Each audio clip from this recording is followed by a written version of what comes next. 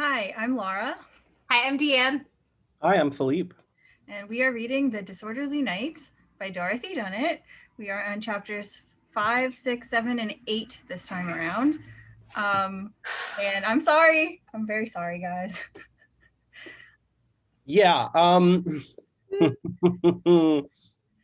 threw this book across the room earlier. I feel bad for the book, but yeah, I'm angry, as I think most people who read this parts are, and we'll get into that. Yeah, these chapters were no bueno. I did not like them. Yeah, there was not good. So I To pour myself a glass of wine, which is not unheard of for me, but just to sort of cool my tempers a bit. well,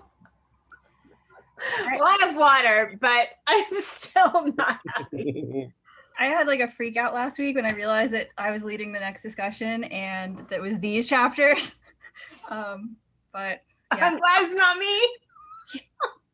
I literally never reread these, so I was like, oh yeah, that's what happened. Yeah. Not good. You guys have any initial reactions you want to share before we just get into the details? I feel like these chapters are best sort of discussed as they come, as we get to them. So without saying too much ahead of time, because it's sort of a build-up to the horrible happenings in the last chapter. And yeah, I mean, I don't know. Yeah. There was a point, I was saying this before we started recording, but there was a point in either the first chapter of this section or the second where the narrator says something and I was just like, oh, please don't let Will Scott die. And then yeah, so I kind of wasn't surprised when it happened, but I was. I made a sort of off the cuff joke last time we recorded that didn't really mean anything.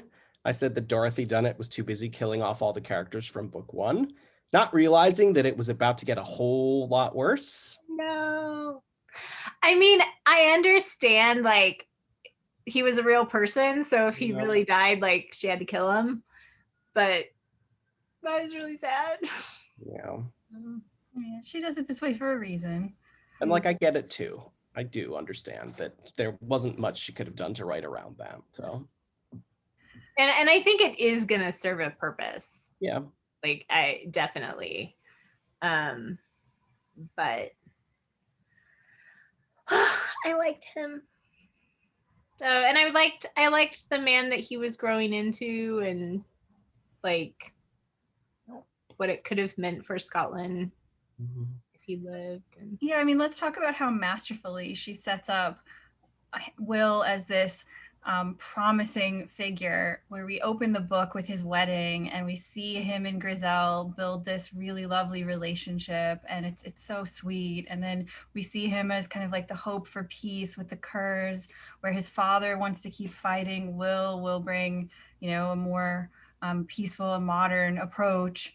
Like everything gets set up for you to be like, wow, Will is growing into this like amazing young leader. And so much of it is because of the mentorship that Lymond gave him in book one.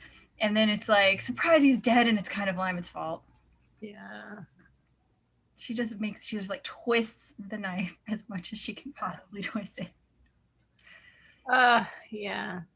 And we know, I don't know all the details of the English-Scottish history stuff, but I do know enough to know that it's kind of a disaster for a really long time. So I kind of wondered, the thing that made me wonder if he was going to die was the language about like how this younger generation was going to make things better, and like the older men, they just wouldn't give up, and they wouldn't give up the feud, but the younger, Will Scott and his contemporaries, they were going to grow up and be this like more measured group. And I was just like, oh, I bet he doesn't make it because that's not what happened. So yeah. But, all right, well, let's jump in then. We'll start with chapter 5, The Hand of Gabriel. So in this chapter, Gabriel has, where he left it last time, he's just shown up at St. Mary's. And so in this one, he makes all the men of St. Mary's feel very good about all their hard work by praising them. He helps with an accident with a siege engine that traps a boy, or kills a boy, traps a widow and 4 children. So there's like that whole sequence, and then it ends up with him asking Lymond if he can stay at St. Mary's, and Lymond says yes. So should we talk through any interesting bits from these? What did you think of that whole siege engine thing? What was going on there?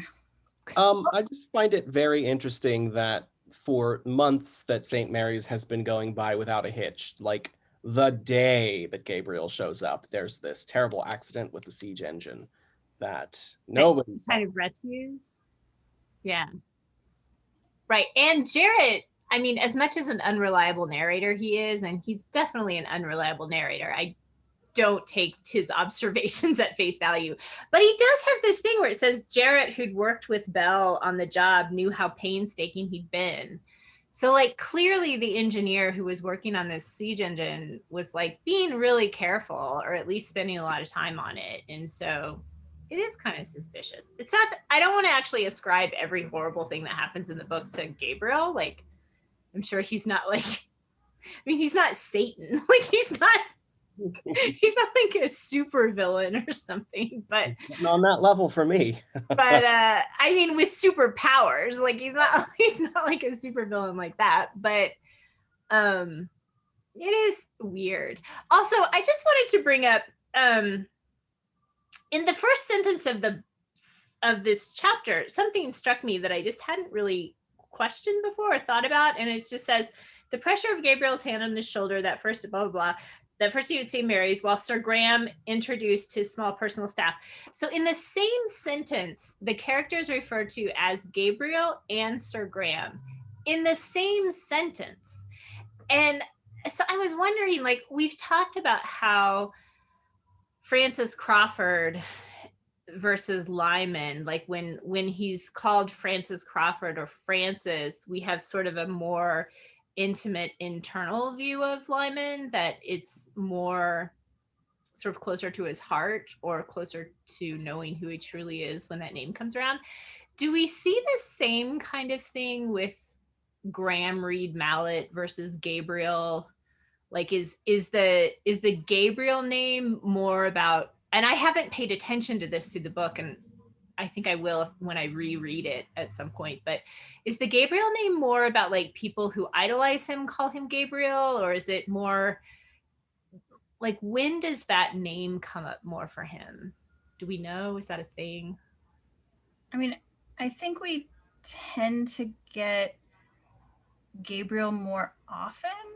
And we, yeah, and it definitely, we will get like, she'll use it some of the same way she uses Lymond's different ways of referring to Lymond to sort of highlight something, if it's ironic or if it's like he's behaving in a particular role. You know, when he's doing his holy stuff, he might be called Gabriel. Yeah. Right. I mean, that was kind of my question, is like, if she's doing that same thing with the names that she does with Lymond, then what do the different names of Graham Reed Mallet, like when she calls him Sir Graham versus sometimes she calls him Graham Reed Mallet, sometimes she calls him Gabriel. And I haven't been paying attention closely to those differences. And so now it makes me It's wish worth that looking I up more. Yeah. We also, there's a couple interesting things he does in this. One is he begs a break on behalf of the men. So he comes in and he like praises them and he makes them all feel good. And then he's also like asking for Lymond to give them a break. And he also tells an interesting story about how he came from Flaw Valleys and there was a fire at Flaw Valleys. And this, it almost burned the music room, that beautiful music room of Kate's. And it's his second adventure in 2 days. That's why he's tired. And he, because he was just at Flaw Valleys, I guess he's thinking about Philippa, because he tells her that he tells Lymond that Philippa has some kind of plan to shake his dignity. So he's being transparent, at least, about whatever that Philippa thing is. Yeah, he clearly knew that Philippa was talking about Lymond when they had their little discussion. Which is not very subtle. Try and hide it at all. She's subtle in like that young teenager way where they think they're being subtle, but they're not at all. Yeah. I don't think he knows what the secret is, because like I said, I still think that Philippa knowing that secret is a danger to her if she would let Gabriel know. But so then let's talk about Gabriel asking to stay at St. Mary's. Why does he ask that? Why does Lymond let him stay? And how come everybody knows about it beforehand? I don't quite understand what's happening here, because I'm fully sold now on the fact that Gabriel is evil, and I see this as him trying to undermine Lymond's authority on every step in the nicest, subtlest, most underhanded way possible. Same. And I can't imagine that Lymond isn't completely aware of what's happening, but still allows it to happen anyway. I can't put those two things together in my head. Here's my suspicion. The only thing that I can think that's going on here, and there could be some sort of motive that I'm just not catching at all, but I feel like Lymond is putting together this incredibly skilled fighting force that's like worth more per man than a regular army. You know, like it's a small mobile band of an army that would be incredibly effective in doing shit. Mm-hmm. And Grant, like that's super valuable. Like the skills and the knowledge that these men collectively have is incredibly valuable. Both in terms of like political weight, like they could support different figures, but also just monetarily, they can just sell their skills to whoever's the highest bidder if they want to be straight mercenaries. And so I feel like that's something Graham would want if he is this unscrupulous knight that we think he is, and he's a skilled warrior and is used to having sort of martial power, you know, like he's used to being a knight who's got this order that's known for being brilliant fighters and all of that. So he's used to that kind of thing.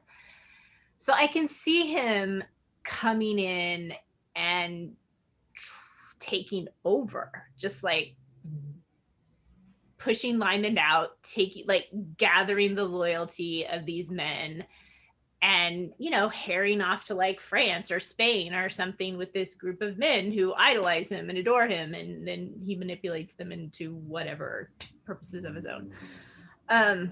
So that's one thing. I still don't know what Jolita is doing. Like, it's like Graham wants, I feel like taking over the St. Mary's group is what he's doing, but I can't tell what he's doing with Lymond. Like, does he want Lymond to follow him? Does he want to push Lymond out and like destroy him? Does he want Lymond to adore him the way Jarrett does? Like, or does he want to usurp Lymond's power while keeping Lymond actively in charge? And yeah, does he want to be like the shadow behind the throne, or does he want to be the leader? It's tough for me because I think they're both playing each other so heavily, and they're both aware that they're playing each other, and I cannot tell who's coming out on top. Mm-hmm. I think that last chapter, it's definitely Gabriel that comes out on top, because I think a lot of that situation was manipulated into being by him and his actions, which we will get to when we get to that chapter, which is one of the reasons that makes me so angry, is that Lymond let it friggin' happen. Yeah. If he is completely aware of everything that's happening, which I can't imagine he wouldn't be. Yeah, I mean, I think he's well aware that Gabriel does not have good motives. And I think he's trying to use, I mean, I can see why he would let him into the group if he's trying to use his, like he's trying to build this group, and Gabriel's skilled and has a lot of knowledge. So is he trying to do something with the knights? And I don't know. Mm-hmm. But it does seem beyond. I have a hard time believing that he doesn't understand what's going on Exactly. with Gabriel.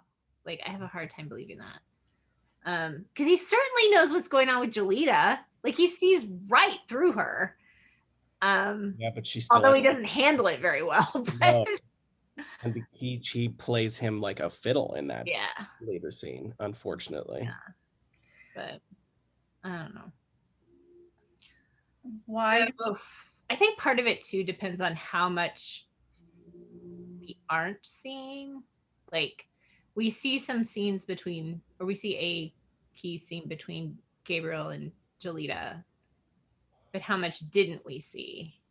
You know, because he gives her general directions, but he doesn't give her specific directions in that scene. So is he giving her more specific directions, or was that, well, we haven't got there yet, but like, was that scene in the that wherever they were with Thompson, was that like specifically Jolita going there that night to delay Lymond, or was it just she happened to have the opportunity at that time to advance the plan in a general sense? So, my opinion is that she was sent there specifically to delay. Yeah, I could be wrong. And I think the whole I don't know if you agree with me, but I do think Graham was behind the whole killing the cattle and all of that. I think that was all him. Absolutely. That's what I think too. Yeah. But yeah, because like the guys had a key to the keep, and the cat, like this unknown person paid the, yeah. Mm-hmm. I think it was totally him. So anyway. We jumped way ahead. Yeah, we jumped very far ahead. Sorry. Okay. It's hard not to talk about all of this like together. Yeah, no, it's fine. Yeah. So just like wrapping up this section at the beginning, I think that the reason Lymond lets Gabriel stay is very clear, and it's actually said in the text twice. Jarrett is thinking, well, if Lymond doesn't allow Gabriel to stay, then I'm leaving. And then later on, Adam and Alec Guthrie are talking, and Alec says he had to, or he would have lost all his best men, including Jarrett Blythe, who one day is going to be nearly as good as himself. So it would have been the end of St. Mary's if he hadn't let Gabriel stay. He had no choice. Yeah, he would have lost all the knights for sure. Yeah. But I wonder, like, because in that whole list of men that he had with him, most of them weren't knights. Like, yeah, I don't think it's just the knights he would have lost. A lot of people would have been offended on Gabriel's great behalf. There's some religious characters that are part of St. Mary's that aren't the knights, but definitely have faith. And I think that Gabriel is sort of using that to bring them to his side. Yeah. There was an interesting clue, I think, to Gabriel's performance of faith that I thought was super weird. And I don't know if you guys picked up on it, but on 321, he does this little like it says he does this little like prayer thing, and it says, he, forsaking Latin, he addressed his maker in the soft Scots of his home, and it says, thou art my hope, Lord Jehovah, my confidence from my boyhood. So my confidence since my childhood. Look down on these, like blah, blah, blah. But he calls God Jehovah. And this is just a random fact that I know, but the first person to do that in English was William Tyndale, who was executed in the 1530s for the 1530s. So it's not that long ago. He was slaughtered and then burned at the stake for translating the Bible into English. And later English versions of the Bible are mostly based on William Tyndale's translation. He was hugely influential. But during his lifetime, he was completely persecuted. And he was the one who said that the name of God, which is supposed to be untranslatable, like you're not supposed to be able to pronounce it, but he pronounced it Jehovah. And that most, like, it was very controversial that that would happen. And so the fact that, and I kind of think Dunnett would have known this. So the fact that Gabriel calls him Jehovah is almost like it's like a rebellion against the leadership of the church to do that. And the fact that he does this in Scots and not Latin is also a little suspect. It's like, it's kind of like gets the ordinary person with him, you know, Yeah. but it's like a sign of like, I'm on your side. I'm not with the, you know, I'm not with the faraway church leadership. I'm here with you guys. And I'm kind of rebelling to do it because, you know, church is supposed to happen in Latin and stuff. So I just thought that was kind of interesting. Yeah, that's very curious. Yeah. But it does tie right in with what he's doing in terms of like bonding with all of the officers. Exactly. Yeah. And he's just like, I'm just a Scot, like here with you. And, you know, yeah. One other little note from this is we learned that Marshal de Valier, who had been the leader in Tripoli, actually gets tortured, thrown into the dungeon in Malta, and forced to confess that he was a traitor, which really happened and is awful. And screw those knights. Man, they That whole Malta section seems like so long ago already. You were in Malta? This book? What? Right? Diomedes? We used to actively hate him. I mean, I still kind of do, but like, Yeah. he's moved down on the list of people that I dislike in this book now. Oh, true. So in our next section, Lymond and Richard have a very tense exchange about Gabriel, in which Richard says that Lymond has finally met his match and that Gabriel is his master, and Lymond gets very, very grumpy and throws wine into the fire. He gets super mad. Super. Yeah. And he refers to him as the Archangel Graham Mallet, which he said, well, I love the context he says it in. I changed the subject a moment ago because if one more person thrusts the Archangel Graham Mallet down my throat, I shall vomit. Yeah. And then, well, Richard says he's the first master he's ever had, which,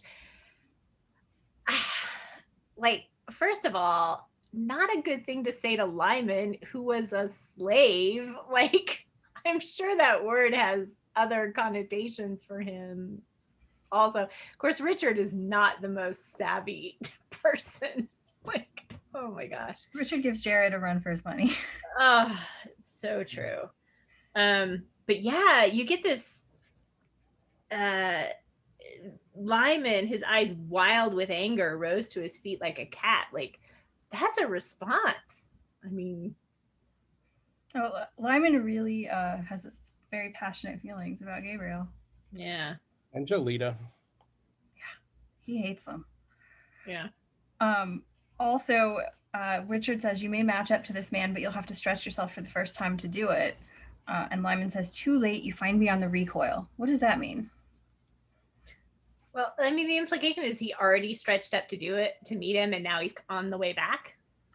Like, But that implies to me like they mashed up against each other, and Lymond is like reeling back for like the next round. yeah, I mean, I don't know. I guess Gabriel got to stay and Lymond didn't want him to, or it could be something that happened further back. Yeah. Speaking of further back, Una has her baby. It is definitely Lymond's little blonde baby. Plot twist nobody saw coming. Yeah, that's a shocker. Gabriel buys the baby, and we meet Guzel, who is in Dragu's palace. She's like his primary partner, concubine, whatever. She speaks Like English. Seraglio. Yeah. She seems kind of awesome. Like, I'll just read. She's a super interesting character who spoke English, and wherever she moved, in little clouds of serving boys, with her women, her slaves, her poets and singers, her artists and guards, her musicians and dancers, was surrounded always by laughter. Yeah. It's like, oh. And she helps comfort Una and helps her deliver her baby. Yeah. I mean, if she was, like, she's probably got a lot of power in the context in which she lives. So befriending Una, I mean, who knows what's going to happen going forward. But if she is mentored or befriended by this woman, that's probably a good thing for her, I would imagine. Hopefully. If this description of her is accurate, or I don't know. Yeah. I mean, of course, if Una becomes a threat to her, that would probably be super bad. So it's a very short section. It's only like a page and a half, but it doesn't give me the idea that Una is in a terrible place. Like, she seems to be comfortable. She seems to be taken care of. Like, she has her child with expert help on hand. So like, none of the way I know we're really not in her frame of mind, but it's not described as this awful, terrible like imprisonment that we sort of feared it might be. Yeah, it seems like her. Sorry about the big truck behind me. It seems like the only part of what she's experiencing right now that's uncomfortable or sad is the actual birth of the baby, like late pregnancy and all of the sort of misery that comes with that. So yeah, it seems like she's kind of landed in an okay place. There's a couple of interesting lines here, though. There's Una. She wants to hammer the foul feet in her belly, but she doesn't. Guzel's visits keep her pride alive and stop her from doing that. Mm-hmm. And Guzel's appearance also warms and melts her cold heart. But then we have Dragut writing to Gabriel and saying that Una wants to kill her baby.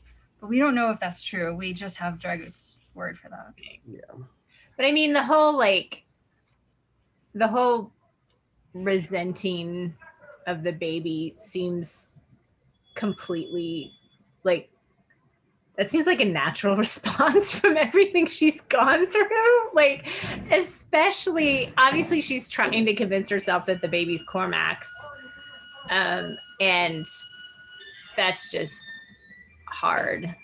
So, yeah.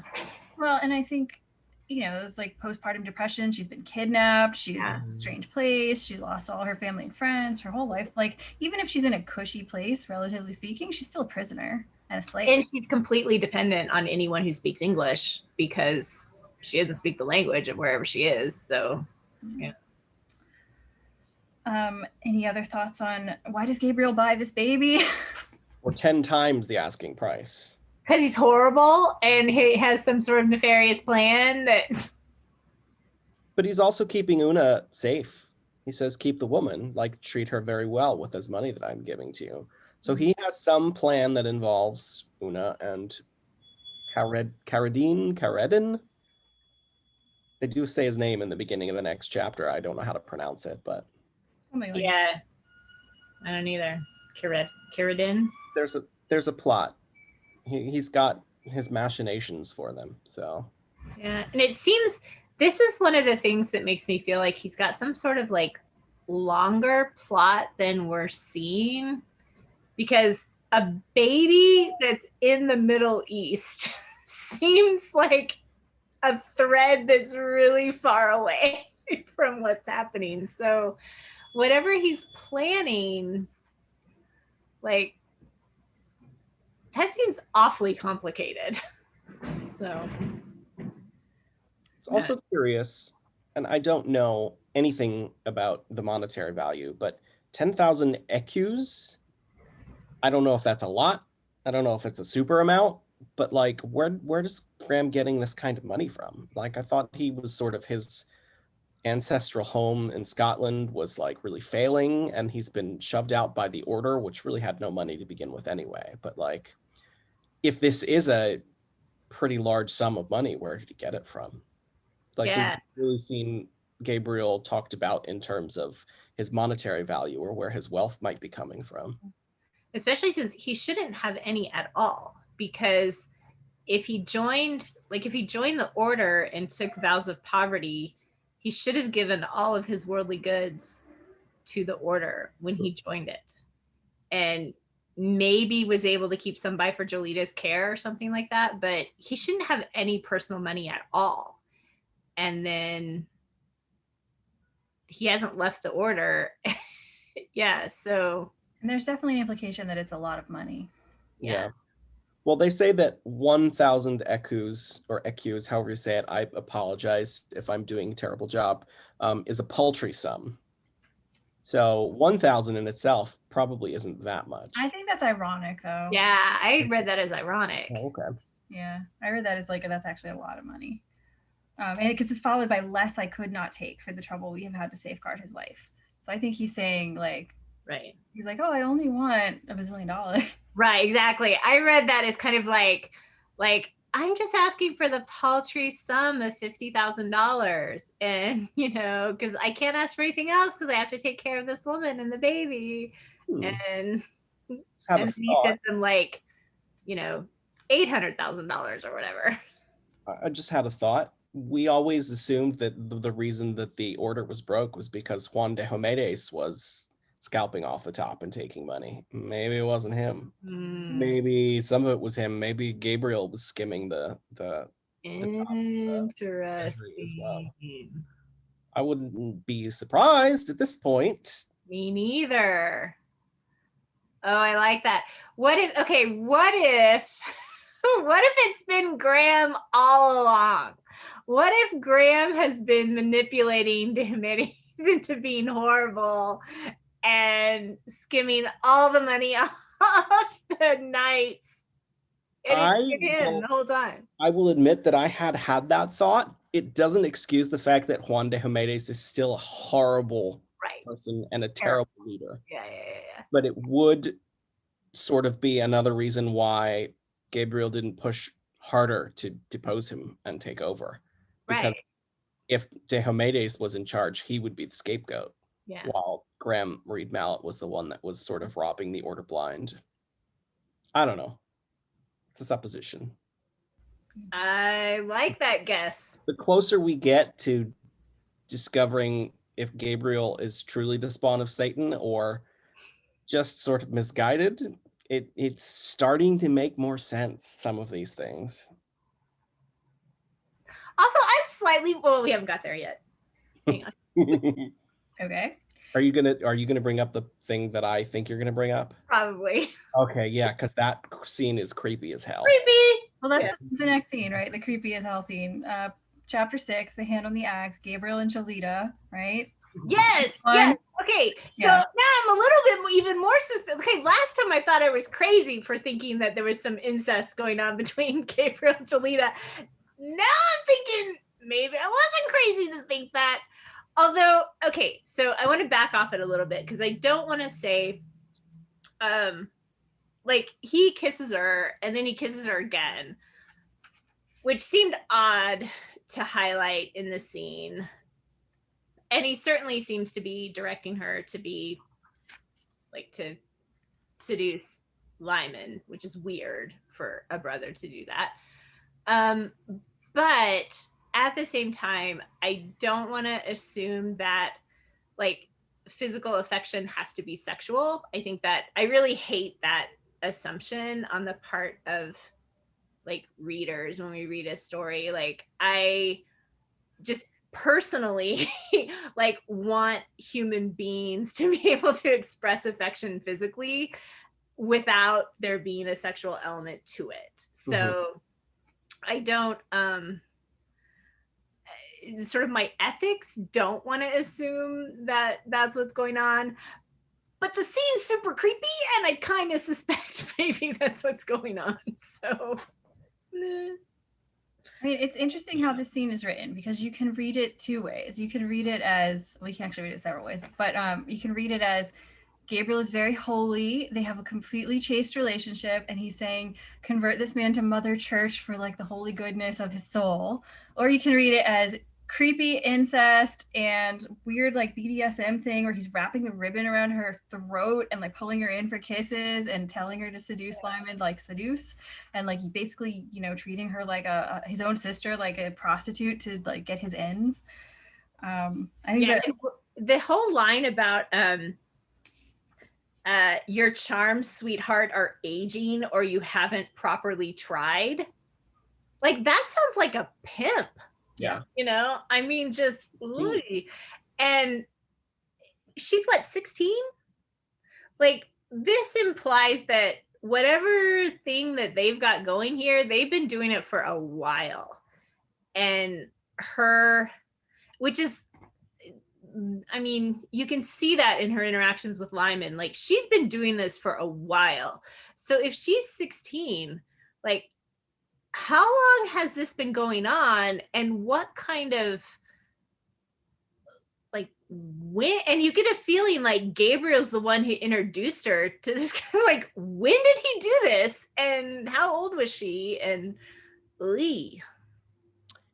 If we believe that reading of the scene too, that sort of he's the pimp and like he's sort of forcing her hand or whatever, it gives credence to my theory that she was pregnant as well. And that's what I think you're totally right. I actually went back and reread it, and the way that she gets sick so suddenly, I almost think like she possibly has a miscarriage, because I don't think there's any way she could have had a baby and they would have hidden it. But if it was a miscarriage, then you have to ask. Or she had taken some sort of abortifacted, whatever, something to induce an abortion. Sure, like Plan B of the time. Let's assume that something like that happened. That would totally lend credence to it. And then that could be the big secret that's been going around. And I almost totally believe that that's true now. Yeah, and he doesn't have to actually be having sex with his sister to be using her in a sexual way to get like information from people or get, to influence people or blackmail them, whatever. And in that scenario where he's using his sister as a tool in this way, the implication that it's been going on for a while is incredibly damning to his, like, he has no honor and this is gross. So, and I'm not suggesting that he is the father of this supposed child that was miscarried or whatever, but it was one of his machinations or whatever that, whoever got her pregnant, like that could have been also the reason he sent her away from Malta. He's given the reason that he's sending her away because he thinks the Turks are going to attack and she's unsafe in Malta. But I just don't think he wants his secret, that what he's doing to her and how he's using her, to get exposed. And even if she's not doing, like, even if she's not having sex at his direction specifically at this time, like he was stuck in Malta and who knows what she's been doing for the past, couple months or whatever. Like, she was clearly introduced to sex way too young. Like, however it happened, she was a child. And so, like, consent is an issue, even if she's actively seeking things. Like, she's still a child, and that's, we could get into a discussion as to when the age of consent is valid, but. And you're right. I don't necessarily want to prescribe it as being all Gabriel's thing, because that sort of takes away her agency as a character. But right. I don't know where the truth lies yet, but I think we'll discover it.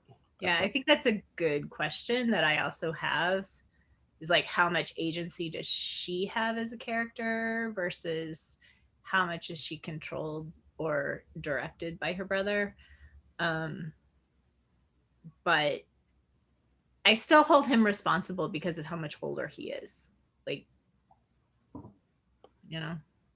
I agree. She's, no matter how awful she is, she's a child. Yeah. And she's the way she is because of things that happened to her when she was far too young to consent, which is why I'm angry at Lymond, but we'll get there later. Yes. Yeah, absolutely. I mean, Lymond is not fault-free at all in what happened. No. Like, part of the reason I'm so angry at these chapters is specifically because of him just being awful. Is this the thing, by the way, Laura?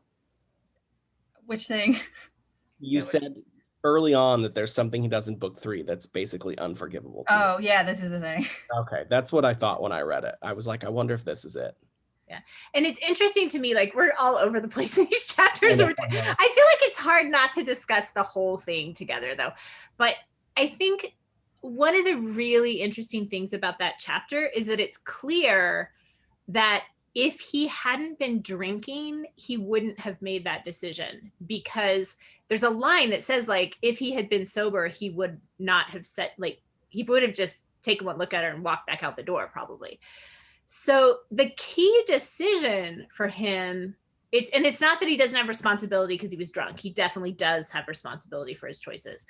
But the key decision, I feel, was giving into Thompson and drinking when he knew he shouldn't. And that he does not need to be drinking. And he knew that because he was actively choosing to abstain, like for months. Like he's been abstaining because he knew that he shouldn't drink. And so when he gives into Thompson because he wants this piece of information, and he gets, and he, you know, and you have to wonder, like, could he have faked it? Could he have pretended to drink and hidden it from Thompson? Maybe he could have, but he didn't.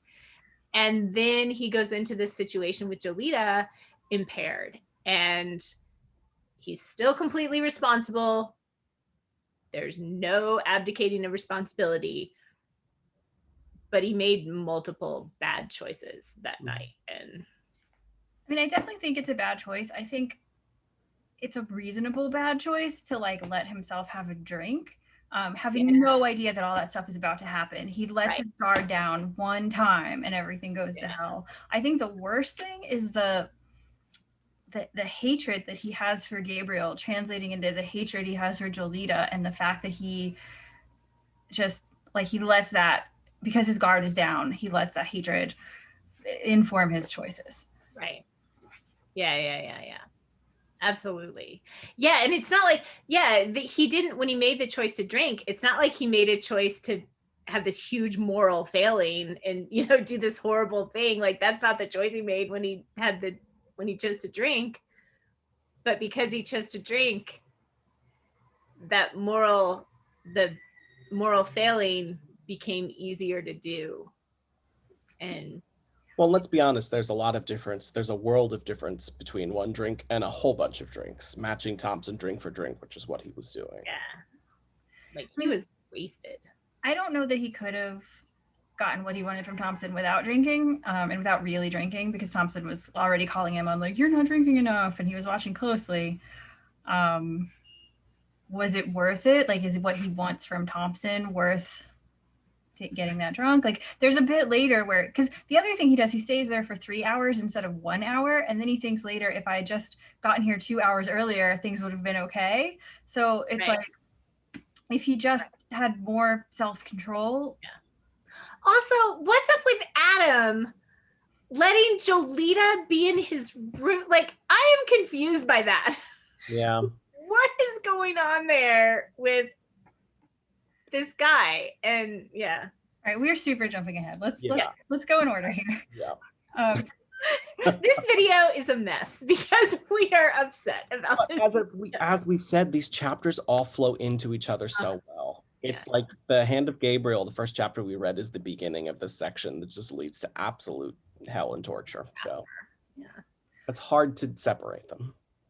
There's a couple other bits that are interesting in here. We have Gabriel tells Jolita about Una and her baby, which is pretty surprising. And then he tells her not to tell Lymond because if she does, he will be angry, which is it's creepy. It's a little scary. It's threatening. Yeah.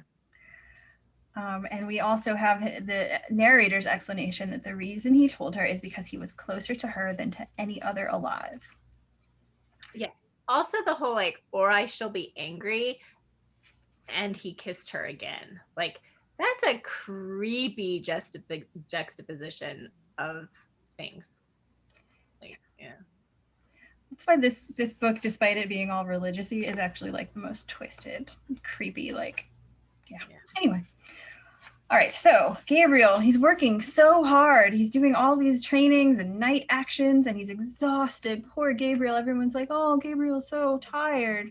So Adam goes to Lymond and asks that Gabriel be excused from it, which Lymond excuses him. And then Gabriel starts having time to go visit his sister and go to Edinburgh. And we find out later, build a relationship with the Queen Dowager.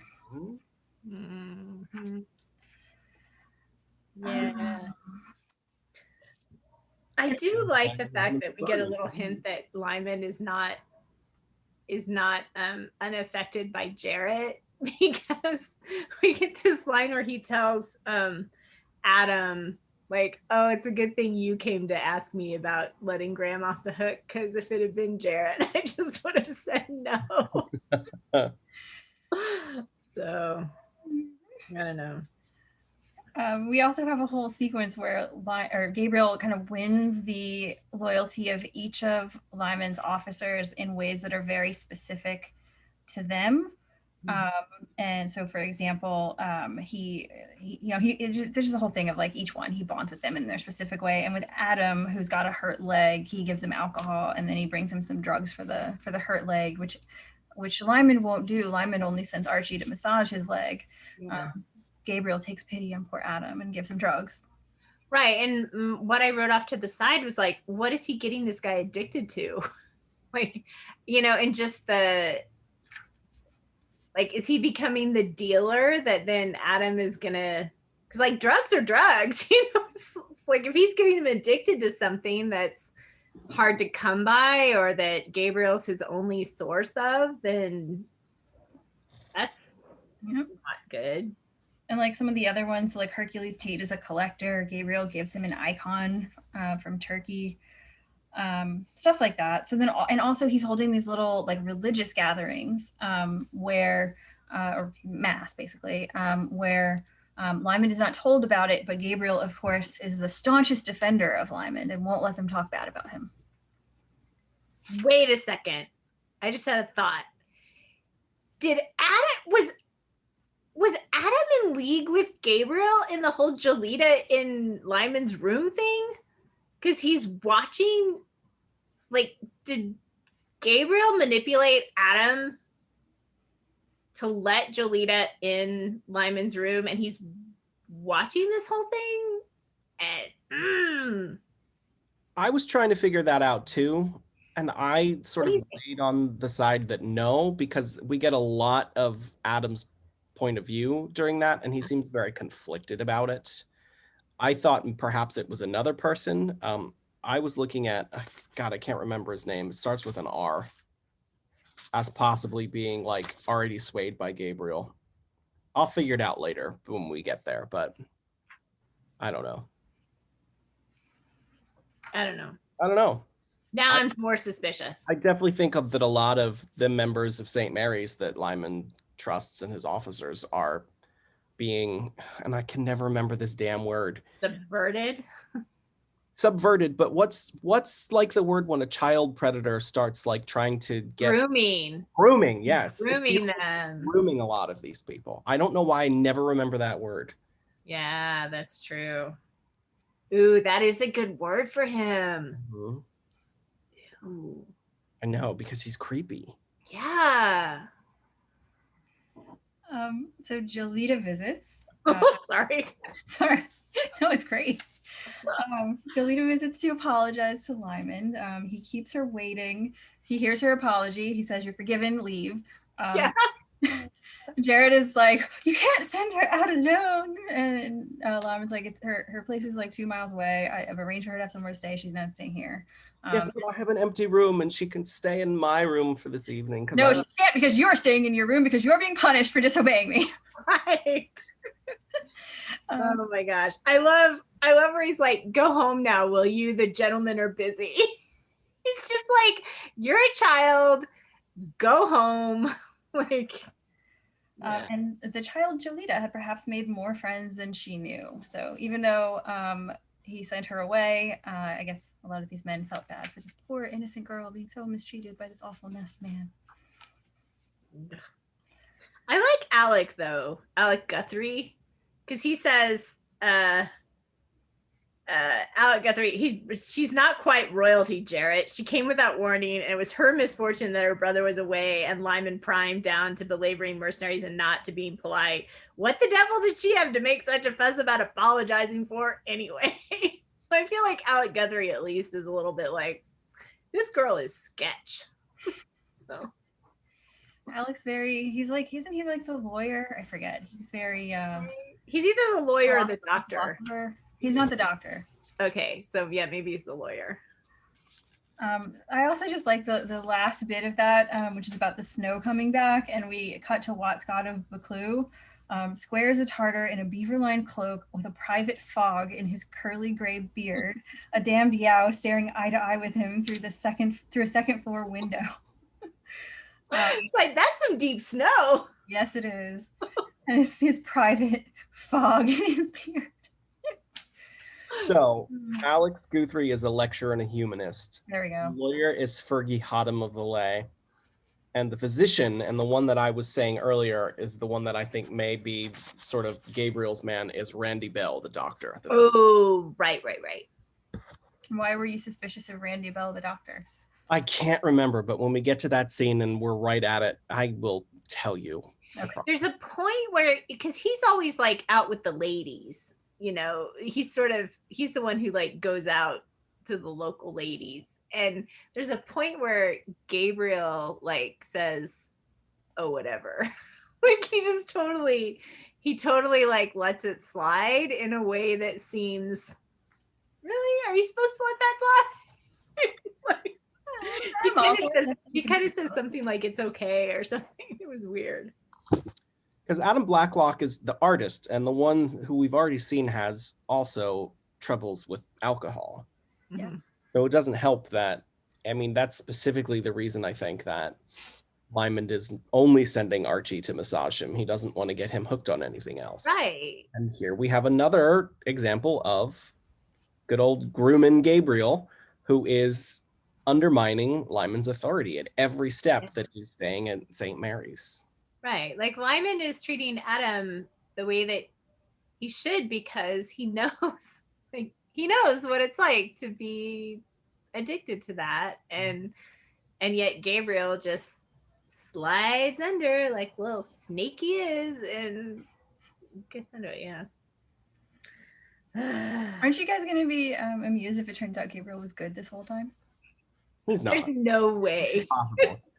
There's no way. You could have said that 10 chapters ago and I would have believed you, but there is no way that he's a good guy. No way.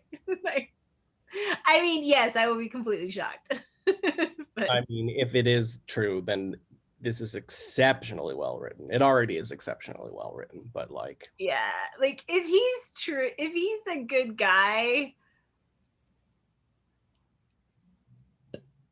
there's gonna have to be some batshit crazy explanation for all the stuff he's done to make that make sense. So I said from the beginning, it's all the Queen Dowager. She's the true villain of this piece. Lymond met his match. He could have had a best friend for life if only he hadn't judged him so harshly. All right, so next scene. Gabriel gives their fuel away to help the poor. Lymond comes back and is like, what the hell did you do? And he resigns and then faints as his response to Lymond being like, you shouldn't have given all our fuel away. Randy Bell is like, oh, we got to take him to bed. And Lymond's like, no, put him by the fire. He'll wake up and then we're going to talk. And basically Gabriel says he just couldn't help wanting to help all these poor people. And he's arranged with the Queen Dowager for her to replenish their fuel. And Lymond is like, no, we are not selling out this whole company to the Queen Dowager in exchange for some fuel. We can get it from Buccleuch instead. Right. And this speech that he gives on 340, where he says like, why refuse to release me? Why this craving to dominate, to humiliate the order? Look, I beg you into your heart. You cannot dream of subjugating us to your ways. Is it jealousy? Da, da, da, da, da. Like Lymond is not doing that. and like Gabriel's doing the classic thing where he's protesting against something that isn't happening to put that in the mind of the people listening. Like it's a classic manipulation technique where it's, you know, it's just like this arguing against the straw man that doesn't exist. And I'm like, Lymond is not doing this. Yeah, 100%. And I love the way that Lymond diffuses the situation. He diffuses it with logic and humor. He even gets Jarrett to laugh. Yeah. And they realize that actually his difference with Gabriel had been over an issue of ill-advised planning, not over the Christian services he had performed. So this whole like, you're against my religion thing it just doesn't stick. No. Lymond's just like, you were dumb, not... It's like you can do whatever you want with Jesus. I don't care. Just, you know, plan ahead. And he has one of my favorite lines here. Lymond says, "The situation is that Sir Graham's other master and I are in perfect accord, whereas being human, I am not convinced that Sir Graham and I should necessarily be." Yeah. Meaning Lymond and God are in accord. Lymond and God are copacetic. Lymond and Graham, not so much. But it gets everybody to laugh. Yep, exactly. And even Jarrett. And I think that's the thing. If Jarrett's laughing, then it's not going to work, Gabriel. And also the logic, like, you know, Gabriel comes in with all this blah, blah, blah. And Lymond's like, the lines of reasoning are getting a little blocked, are they not? And just like makes it, diffuses it. Because again, we had the line that if Gabriel leaves, everybody's going to leave. So by his resignation, he could destroy St. Mary's then and there. So Lymond does not let him leave. Yep. But I think that's another tactic of Gabriel. He's well aware of that, so he keeps using it as a way to like ingratiate himself more and have Lymond keep him around. Well, and then he clearly has put around a rumor that Lymond was sort of persecuting him for his religious beliefs and stuff, because the Watt Scott comes in and says, "Hey, I heard that you stripped the Chevalier and put him in the stocks for overdoing his good works." And Lymond's like, "Oh, that's a lie." So, yeah. Yep. So this whole next scene is Lymond is visiting the Scots. And we learn a bunch of interesting bits in here. This is where we learn that Gabriel has become close to the Queen Dowager. We also learn that Sibylla's cat died and Lymond presided over the funeral. Buccleuch gets super pissed off when he finds out that Lymond has visited the Kerrs, as well as the Scots, basically trying to diffuse the feud and saying that St. Mary's will stop it and police the situation if one goes after the other. And then Lymond and Will have their tragic final exchange about how Lymond is the great hope, Will is the great hope for the future of Scotland, etc. Right. Yeah, this was the line where I went, "Oh crap." It's at the bottom of 344 where Will is seeing him off and he says, "You know, the old one will not change." And Lymond says, "I know, nor will care of Crestwood or of Ferniehurst either, but you will, given a chance to live, and the Kerrs who follow." And I was just like, that given a chance to live. And I'm like, uh-oh, like, is his chance to live going to be taken away? So. And Lymond has actually a very kind of sincere line here, which is also this is the kind of conversations people have before one of them dies in literature. "Your work is here guarding the name and future of one of the nation's great families. Thank God for the strength to do your job and the gift of wife and children to sustain you in it," which is like the most sincere words that have ever come out of Lymond's mouth. Yeah, especially to Will. Yeah. Yeah. And then he undercuts it with irony, which is also very Lymond, though whether the mass murder of strangers for one's principles ranks higher in virtue than attacking one's neighbors for the hell of it is a point I'm glad I don't have to settle. Yeah. Yeah. And I love that Will just ends it with like, "And if there's no trouble, you'll make it." Well, I mean, it's just like, I feel like there's just this genuine affection and respect between the two of them. And they've clearly gone past like those days when Will was impulsive and young, and they have, you know, Lymond respects Will to make the decisions that he will be best for this part of the country, and you're just like, oh, sad. Yeah, they've come so far from where they started. There's one other interesting line in this section, which is actually said by Buccleuch about Gabriel. He might well have left you. He's plenty of other pots on the boil. Just something to think about there. He's been leaving St. Mary's since he's been excused from a lot of the hard work, and going all around making relationships with powerful people.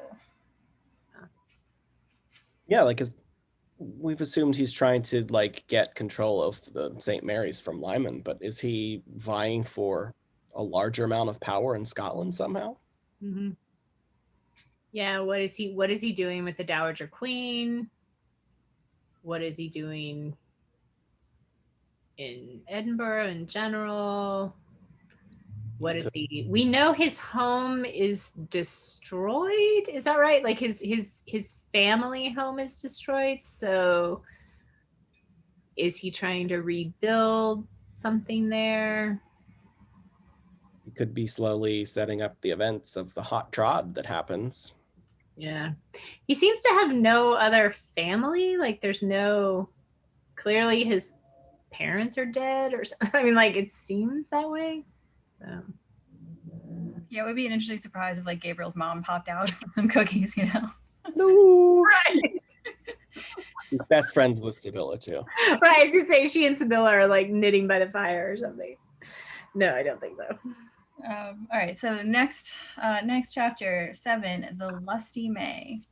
Here we go. Yeah. Okay, so really start to go south. Unsurprisingly, a very controversial chapter. If you want to read many passionate arguments on the Dunnett mailing list, this is the chapter to search for. I'm sure. Later, when we're done.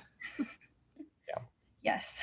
So we start out with the fact that St. Mary's has spent the spring and summer protecting the Scottish borderlands and using it to build up their skills and their teamwork. And there's this whole thing about the like the cattle raiding, which sets up what happens later in the next chapter. And this rule about the owners of stolen cattle are allowed to cross the border, but they only have 6 days to get their stolen cattle back, which is a real rule that actually was the law back then. There's some interesting books. If you could hide the cattle for 6 days, it was yours. Yeah. How about just don't steal cattle? Yeah. There was like a whole culture built around cattle rustling. Yeah. I did like this line where sort of the results of their efforts in the borderlands, it says, it looked nastily as if some of the fun was to go out of life, henceforth to be devoted to nothing more lively than raising sons, livestock, and barley. And even the trods were to be policed. And so it's like, damn it. Now I just have to stay home and raise my kids and farm my land. So if you want to read about the history of this era, The Steel Bonnets is this book by George MacDonald Fraser. And it actually describes the hot trod that is in this book, along with a whole bunch of other history of the Scottish borders, which was like a sort of lawless, wild west kind of situation for a very long time, where it was totally normal behavior to steal cattle from your neighbors. Now, this is just the borders between like all the different Scottish clans, right? It's not the border between Scotland and England. No, it's the border between Scotland and England. Oh, it is. Okay. Yeah, they're all fighting each other, and it's debate.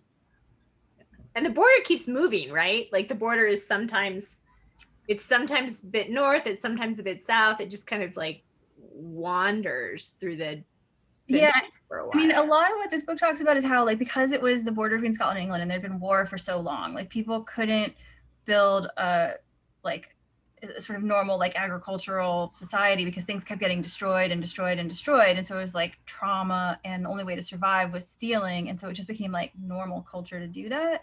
And a lot of it is about the stuff we're getting here, like different family feuds.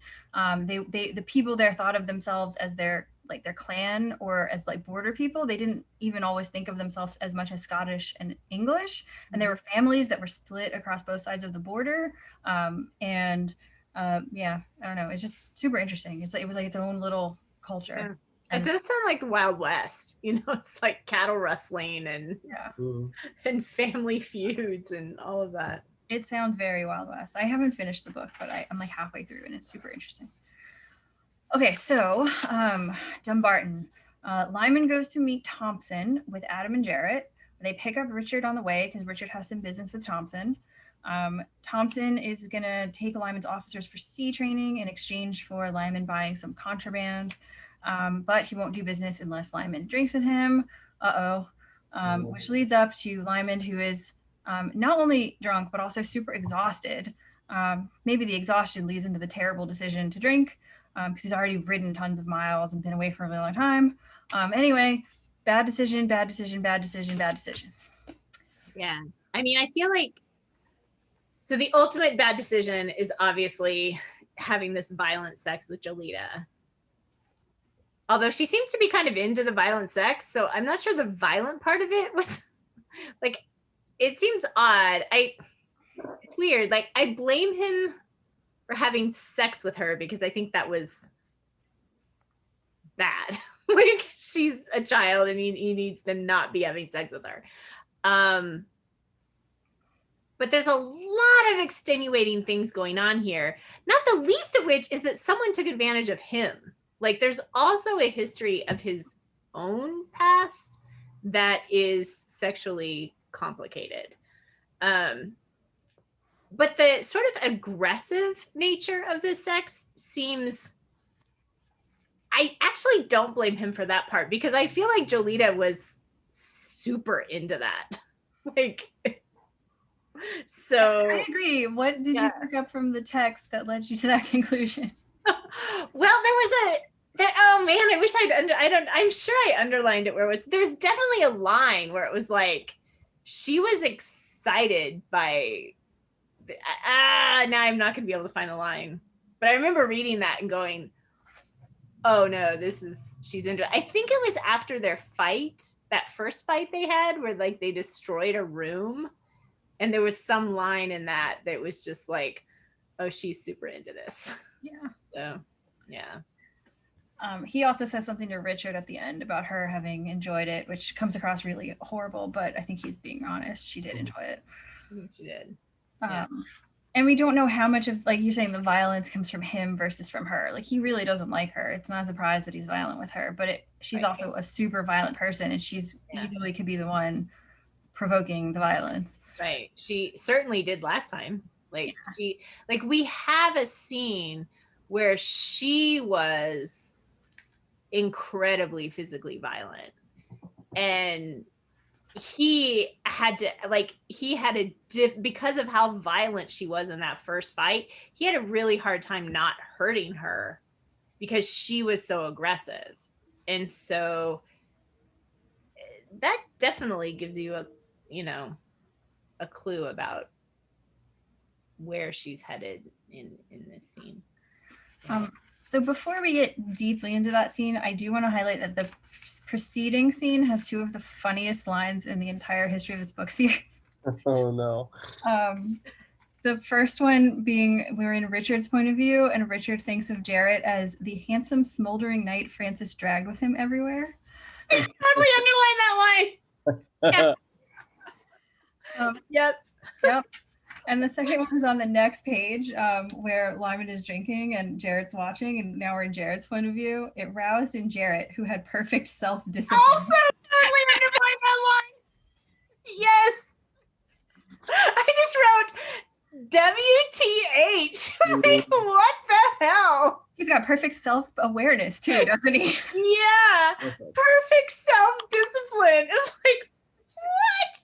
Also, the fact that he's so proud of his self-discipline, and yet his contempt is for Lymond's discipline and not drinking. Like, how is that in any way logical? Jarrett lies and logic are about as far apart as any things can be. So far apart, yeah. It's like here in Scotland, he'd stopped drinking completely, taking no risk. It seemed clear of being led into excess. It roused in Jarrett, who had perfect self-discipline and emotion of purest contempt. Like, you're contemptuous because of your self-discipline about his discipline?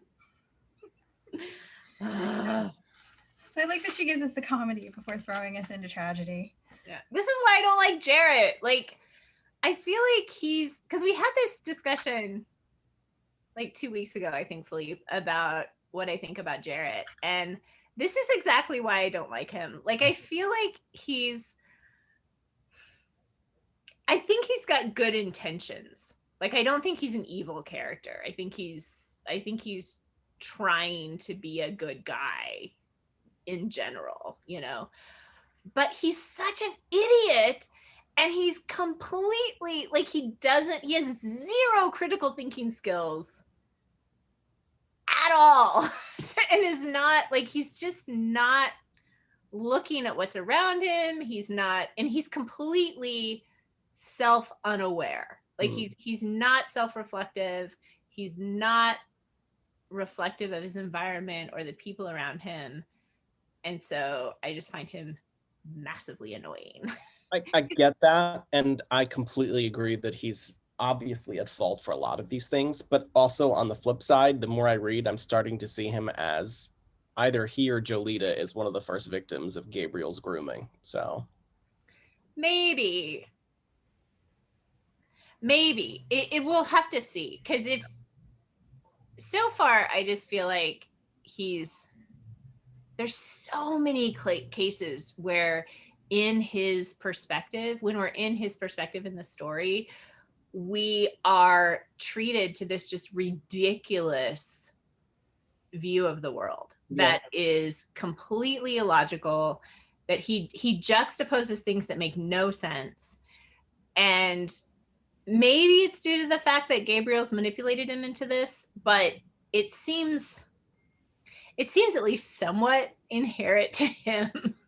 And so yeah, and he's also super competent and very intelligent. Don't forget he's smoking hot. And smoking hot, but that doesn't have anything to do with his personality. So he's very smart, and he's very competent. And so he's not stupid. Like, he's not an ignorant, dumb person who can't figure this stuff out. Not that smart people don't get manipulated, they do.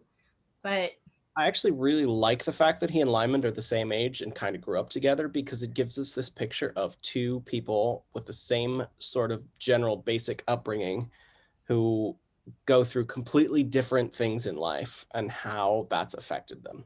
Mm-hmm. Now, I mean, obviously Lymond is a lot more capable than Jarrett would have been, even if they had the same exact upbringing, but yeah. It just, I don't know. I really want I really want Jarrett to come to a point where he realizes that he has to make a choice between Gabriel and Lymond, like an ultimate, hands down, like, shit. Or things are not the way that I've known them to be my entire life, and now I have to make this decision between one of these two men. So I don't even necessarily want him to make that decision. Like, I want him to come to a space where he has to make a decision between Gabriel and his own ethics. Like, that he comes to realize who Gabriel is and what he's like, and that he turns, like, I don't even necessarily want him to do it for Lymond's sake. Like, I'd rather he did it for his own sake, that he realizes because of some inner core that he has to turn away from Gabriel. If that moment comes, I will begin to like him a lot more. I would also propose a potential alternate approach, which is, and it's obviously entirely subjective, but you could say that Jarrett is a complete moron in all the ways you've described, but like him because of it, because it's so entertaining. Oh, I think he's entertaining as a character. Yeah. It's sort of like, you've got the literary view of the world versus the actual view of the world. So, like, in the real world, we'd lock up Hamlet as a spree killer, but in literary world, we sympathize with him because he's Hamlet and he's the hero of the tragic story. Here it's like, I'm entertained by Jarrett's character, and I like the fact that he's a character in the story. I find him a moron. Yes, exactly. Yeah. I sort of went the first time around, like, I just didn't like him because he's, for all the reasons you describe, and then, like, later rounds, I really enjoy him because he's entertaining. Yeah. He's definitely entertaining. Like, you just want to just, like, oh, what? Like, how did you miss that? Yeah. Okay, so Jolita. So I'll just quickly summarize. So she's waiting for Lymond in his room. She declares her love and takes off her clothes. And then at that point, Randy Bell arrives shouting for Lymond. Adam sends Jarrett to go get Randy, and Adam goes at Lymond. Adam hides Jolita. Randy and Jarrett burst in the room and tell Lymond about the hot trod. Lymond says he'll stay behind for an hour and sends them off to help. Jolita tries to scream. Adam stopped her. Lymond he mocks Adam's stutter, which is horrible, and then apologizes for it, and then he goes to Jolita. Thoughts on that part before we jump into I hate it all. I just hate this whole section. I hate it. Why do you hate it? I really didn't want Lymond to have this sort of relationship at all with Jolita. I wanted him to completely ignore her advances and just be impervious to them. I mean, I guess it makes sense. It's a flaw of his that he's not impervious, but like I really wanted him to be a better person. And like you can't blame the drinking. Like sure that's part of it, but you know, Lymond, you know better. You know better than this. Seriously. It's not an excuse. Like it's part of a reason he made this decision, but it's not an excuse for the decision.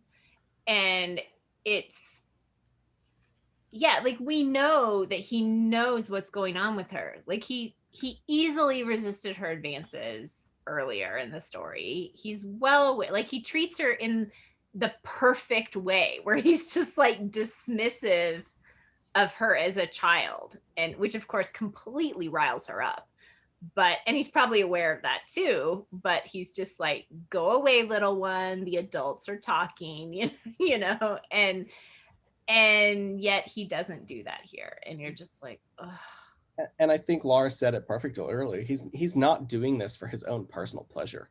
He's doing this to punish her, and in turn to punish Gabriel. Like he's using his hatred of them to fuel this event.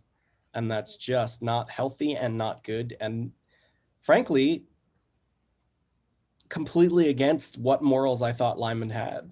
So I have wondered somewhat if Lymond, because we know Lymond has a complicated self-image. Like his concept of himself is complicated in lots of ways. But I think his concept of like sexual morality as it comes to himself is super complicated. And for a lot of reasons, not the least of which is that he was molested as a young man, clearly.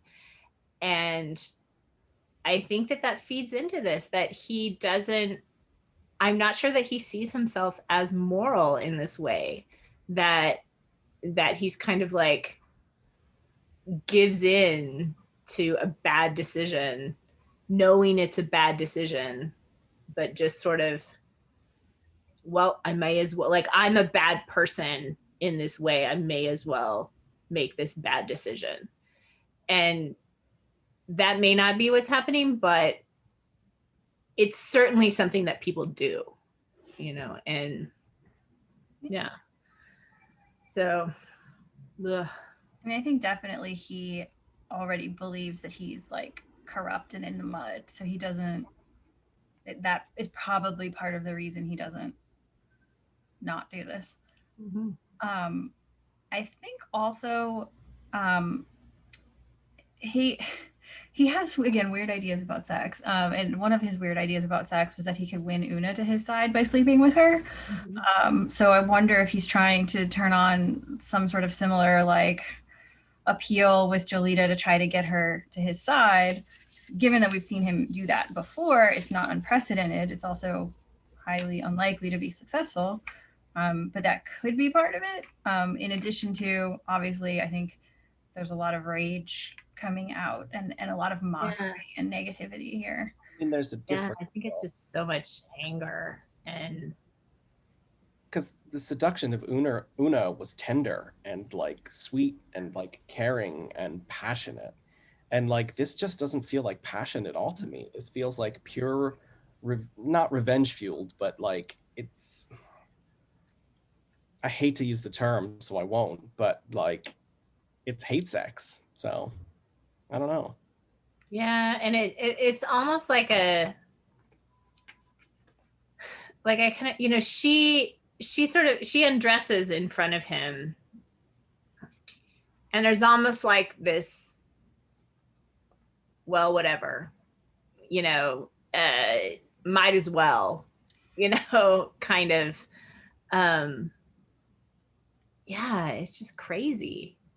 Well, And like he's giving into her terms because this is what she wants. Yeah, that's really true. Away, and even though he's doing it in a way that she thinks that he thinks, I think he's doing it in a way that I think, shit, I don't know how to phrase this. He's not giving her what he thinks she wants, but he's giving her exactly what she wants. Yeah. Yeah, if she came there to seduce him, he, that's what happened. Right. And I mean, maybe not from his perspective, but it's definitely functionally what happened. And whatever she thought she could get from that, or whatever Graham thought that they could get from that, because she tries initially, the way she initiates it is, I've never done this before. Oh, yeah. I'm so innocent, and please don't hurt me. And obviously he sees through that shit right away. I think everybody who reads this book sees through that, but it is interesting how the whole thing is written like a performance, and he's like a drama critic critiquing her performance. Like everything he says is like, he tells her to fascinate him. He says, we mustn't bustle through the program. You deserve to be in a play. So like he's making it very clear that he knows she's acting, and she, keeps pretending that she's not. Yeah. Yeah, he's well aware that she is a complete fake in all of this. Like, all of it is a put on. All of it is a performance. And I mean, maybe she's obsessed with him, like, as everyone seems to be, but she's certainly not, so overcome by love that she's, throwing herself at him or whatever. That's not what's happening, and he knows it. So I mean, the other thing he says is, there's a love nest here, all right, as far as the inn is concerned. In which case, why not nestle? So basically, she's set it up so that everyone will think he seduced her, regardless of whether he does or not. So he's like, all right, I guess I'll just do it. Yeah. What could happen? It's not like Will Scott's going to die as a result. Yeah. Yeah, I mean, it is true that if people know she's there, then, like, what's going to happen is going to happen. There's nothing. Yeah, if she wants people to think they slept together, yeah, think that. Yeah, they're going to think that. And remember how intense he was before about sending her away from St. Mary's? Like, she can't stay there overnight. This is what he's trying to avoid. Yeah. And he knows that she kind of outmaneuvered him, which I wonder if part of this anger and part of the reason he's like, well, F it, whatever, is that she outmaneuvered him.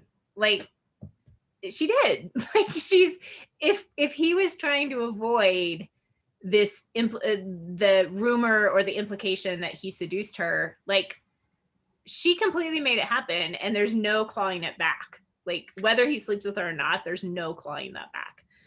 And he's pissed about it, so. I mean, maybe if, like, the first thing he did when he saw her in his room was start shouting, how did you get in here? I've been with Thompson the whole time. Right. He'll vouch for me, Right. Well, it said, I mean, that's the first thing it says, is like, had he been quite sober and quite fresh, Lymond would probably not have spoken at all, as he sees her. And so, but he wasn't. And so disaster ensues. He makes really, really stupid decisions. Just turn around. Don't even go in the room. Right. Just don't talk to her. Turn around, walk right back out, go downstairs, get yourself another room, make a very public display of, It leads me to another question. This is going back a little bit, but page 353. Then Lymond opened the window and a man watched below. Yeah. Was that Adam? Watching. Like there's a short paragraph. Like does it make it clear who it is, or? Okay, so is Adam watching from the door of his room into the hallway? So he's in the building, so it can't be him that's watching from below. And the guy, whoever's watching below, leaves like 5 minutes later and doesn't watch the rest of what happens. But I was confused by that. Yeah, me too. I underline that because it says that like Adam didn't get any sleep because he was watching, I guess, upstairs. So yeah, who was the guy downstairs? Good question. Graham, except isn't he far away? Wait, Graham's not there. Huh? Graham's not there. Yeah, I don't think it's Gabriel, unfortunately. That's the way I had initially thought. I was like, is this him again? Whenever we're talking about some mysterious shadow person, it always seems to be possibly him. But he's the one that sort of takes control of the situation with the hot rod, and which obviously leads to disaster as well. But I don't know. It's not Richard. It's not Richard. Okay, so before we move on, there is one line I love in this section. It just made me laugh when I read it. Lymond describes Gabriel as march to battle armed to the halo. Yeah.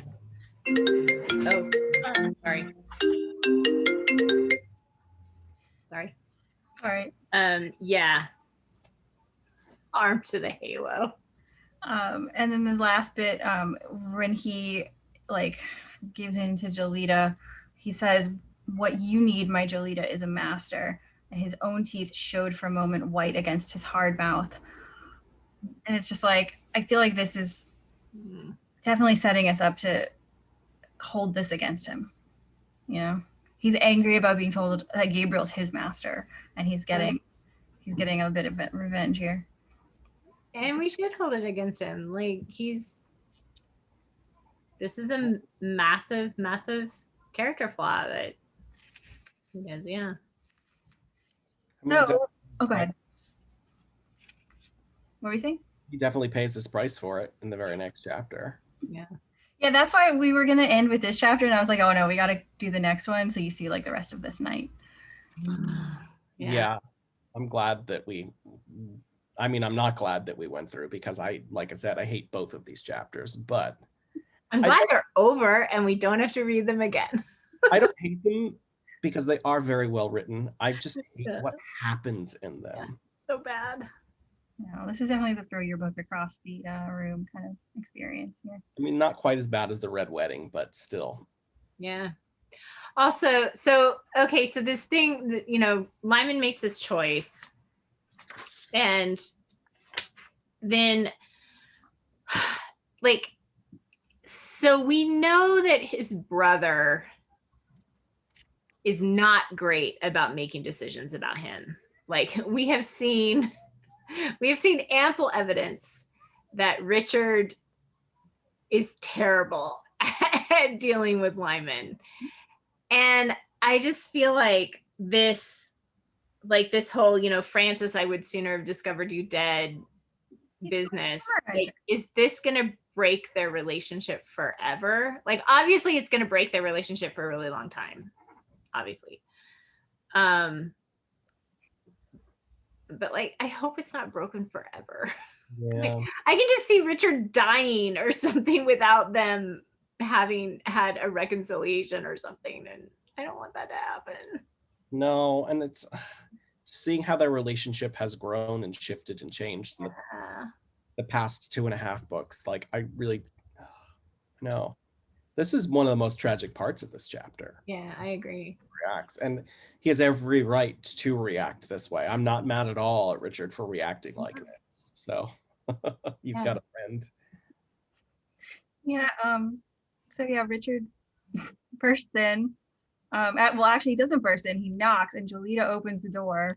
And Richard said, "It's not funny that he would rather Lymond have died." Yeah. And banishes him from Mid-Coulter. And then Jolita is like, she's bruised and she's in tears, and she faints. Of course, she fakes the fainting. She fakes the fainting. And Richard storms out. Now Lymond is banished, and Lymond ends the section with a line that's really interesting. He's singing it's like a folk song or whatever, that to market, to buy a plum bun, home again, market is done, which takes us back to the thing he said with Una after their night. He said, my bed is not a marketplace. Yeah. Ooh. Should not think about that. Mm, I don't know what it means, but yeah. I mean, you know that he sees sex as a transaction.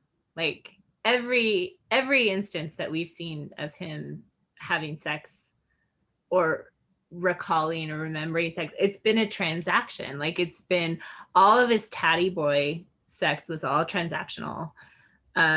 Even his sex with Una, which was, you know, tender and beautiful and passionate and whatever, it was still a transaction. It was him trying to convince her to do something in exchange.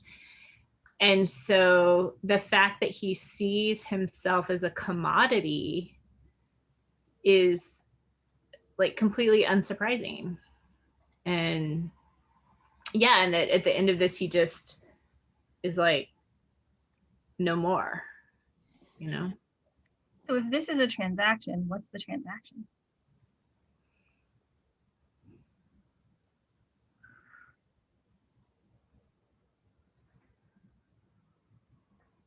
I wonder if we don't know, because Jolita wanted to have sex with him, clearly, and she had a purpose. Like, we don't know necessarily what that purpose is yet, but there is one. And Lymond knows that. Like, so he knows that there was an exchange there. Like, we just don't know what it is. But yeah. He's also really abominably awful in this chapter, in particular when he doesn't try to explain it to Richard in any way, and he also he makes this comment about Jolita. He says, it won't occur to you that she was a bitch, just a bitch who needed a lesson. Yeah. mm-hmm. Not good. No. Not good. Also, side note, I feel like maybe Lymond's essential flaw, like the essential flaw that goes through all of his character through all of these books, is his unwillingness to explain himself to others.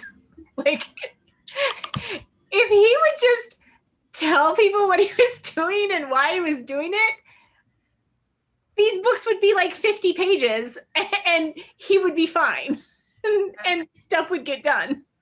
I mean, yeah, for the most part, but no matter if he sat down with Richard now and explained, this is why I just had sex with Jolita. Yeah, not right now. Not in this case. No. But in so many cases, it's like, if he would just tell people what he's thinking and why he's thinking it and what he's doing and why he's doing it, everything would work out so much better. I think we know why he has that flaw. Like, he thinks people won't believe him, and he's got pretty good reason, considering when he was very young, he was declared a traitor and sent off to slavery. So like, and his father obviously was horrible. So like, why would anybody believe him? Why would he expect anyone to believe him, you know? Yeah. So it's definitely a flaw, but it's like a flaw that makes sense for the character, like why he is this way. He's had to take care of himself. He's been the only person he could rely on for a very long time. Yeah, it's a self-protective flaw, which is the best character, you know, in the tradition of good authors creating good characters. Flaws that are that are essential to the character that are self-protective are good. So yeah. And this is also, he has that line about you know, Richard says, I wish you died first, and Lymond says, I don't think she does. So he's implying that she enjoyed it, which I think we can assume she did. Yeah. I think that's pretty safe to assume. I think so too. All right. Any other thoughts on the exciting Dumbarton sequence before we move on? Just reiterating my hate. Do what? Just reiterating that I hate this section. Yeah, not good. All right. So chapter 8, the hot trod, which I hate even more. Yep. So I wrote my notes on this really fast. So if I miss anything you guys think is important, just jump in. But basically we start out with the situation is that this border family called the Turnbulls has stolen sheep and cattle from the Scots and the Cares. So they're both out looking for their missing animals, which is a recipe for trouble since they're, they have this feud. The St. Mary's men are trying to keep the peace and keep them apart. The Scots find the Turnbulls with their animals. They kill a bunch of the Turnbulls. They retrieve their animals and they leave. And then Will remembers that he was supposed to be picking up Philippa Somerville at Little Keep. So they go there. And I'll pause for a second. That was sort of the initial section. Any thoughts on any of that before we move on? I mean, other than people make assumptions. Like there's a couple of lines of like, oh, they must be further away. And it's like, must they? Like, really? There's a lot of assumptions of like who's where and how long it will take them to get to this other place. And it's like, let's not make assumptions about things when life and death issues are at stake.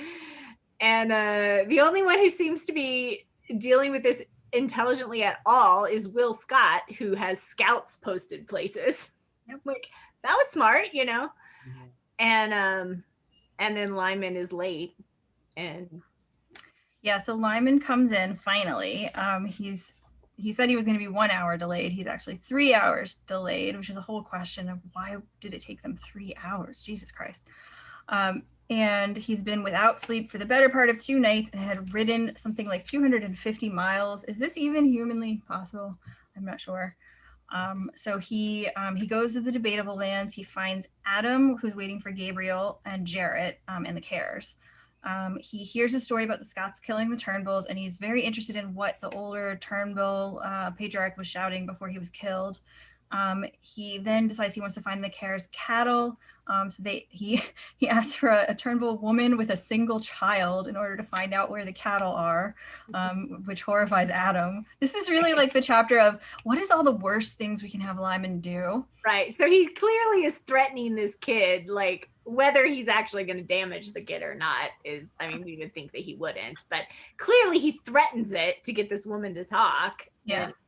And then shortly afterward, he punches Philippa Somerville out. And this is after he had sent his girl Jolita. This is really just the worst sequence of things he could possibly. It's like, we don't have time to argue. I'm just going to knock you out and send you up. I mean, in his defense, I guess, like, I hate to say that, but at least, he does get her quickly off to safety, but it's just kind of like, really? You had to do that? Yeah. I mean, who knows what would have happened if she had still been in Liddell Keep, but yeah, she probably would have been killed. Like he's I can actually forgive him punching Philippa out. He needed to get her safe and she wasn't going. And we don't know exactly what happened with the mom and the baby, and he probably didn't actually kill the baby. Right, yeah. I think the Jolita thing is the one I don't forgive as much. Yeah. But anyway, so they find sorry? It said there's levels to what he does and how much you can forgive him for certain things. But I also think it's important that the author she's like really pushing at your sympathy for Lymond, because I think if he was too saintly, you would be very, very sympathetic to him. But like I feel like she's trying to make you question him, or she's trying to make you understand why the other characters question him so much. Like he is not pure and perfect by any means. Right. So anyway, they find the Cares' cattle, who are all killed and cut with an S mark for Scott, which is, that's not good. Yeah. I mean, before they even said that somebody is trying to work the two people against each other, that's what I was thinking. I was like, this is not really the Scots and the Cares going against each other, because that's just stupid of them to do. Dumb. Yeah. Like, someone is instigating a brawl between the two of them.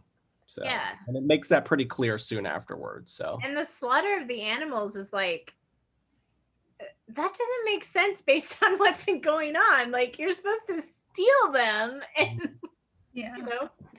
use them for your own good instead of wasting. Like, that's an incredible amount of wealth that just bled out on it. Like, so We also have a little bit in Lyman's point of view, actually, where he's thinking with the whole company of St. Mary's there, it's unlikely that anything bad is going to happen. That, however, he knew at the back of his mind was a rationalization. So at least he knows to some degree, like it sort of makes sense that he's let his guard slip because he thinks everything's going to be fine. How could it possibly go wrong? But at the same time, like he knows he's rationalizing it. Okay. There's also an interesting bit when they find the animals, and Lymond knows right away that the Scots didn't do this, and he asks Adam, and Adam also figures it out, which is interesting. I don't know, like if you have any thoughts on Adam in that scene, like what does it tell us about Adam? Is Adam being sincere or not? How does Adam contrast with someone like Jarrett? Okay, what page are you on? 370. Where they find the dead animals, and it super looks like the Scots did it, but Adam figures out pretty quickly that they didn't. Yeah. Yes, they didn't do this. There wasn't time. They were only concerned about punishing Turnbulls and getting their own cattle back. So he knows right away as well. Lymond was staring at him. Well done, he said. That takes care of all the arguments. So I think Lymond is surprised that Adam is so perceptive. But I mean, it might have something to do with the training he's had at St. Mary's over the past several months. So, well, and Adam is an artist, so like I think being perceptive is observant. Yeah. Okay, so he realizes that the Cares are headed to get the Scots at Little Keep, and that it's too late to stop it.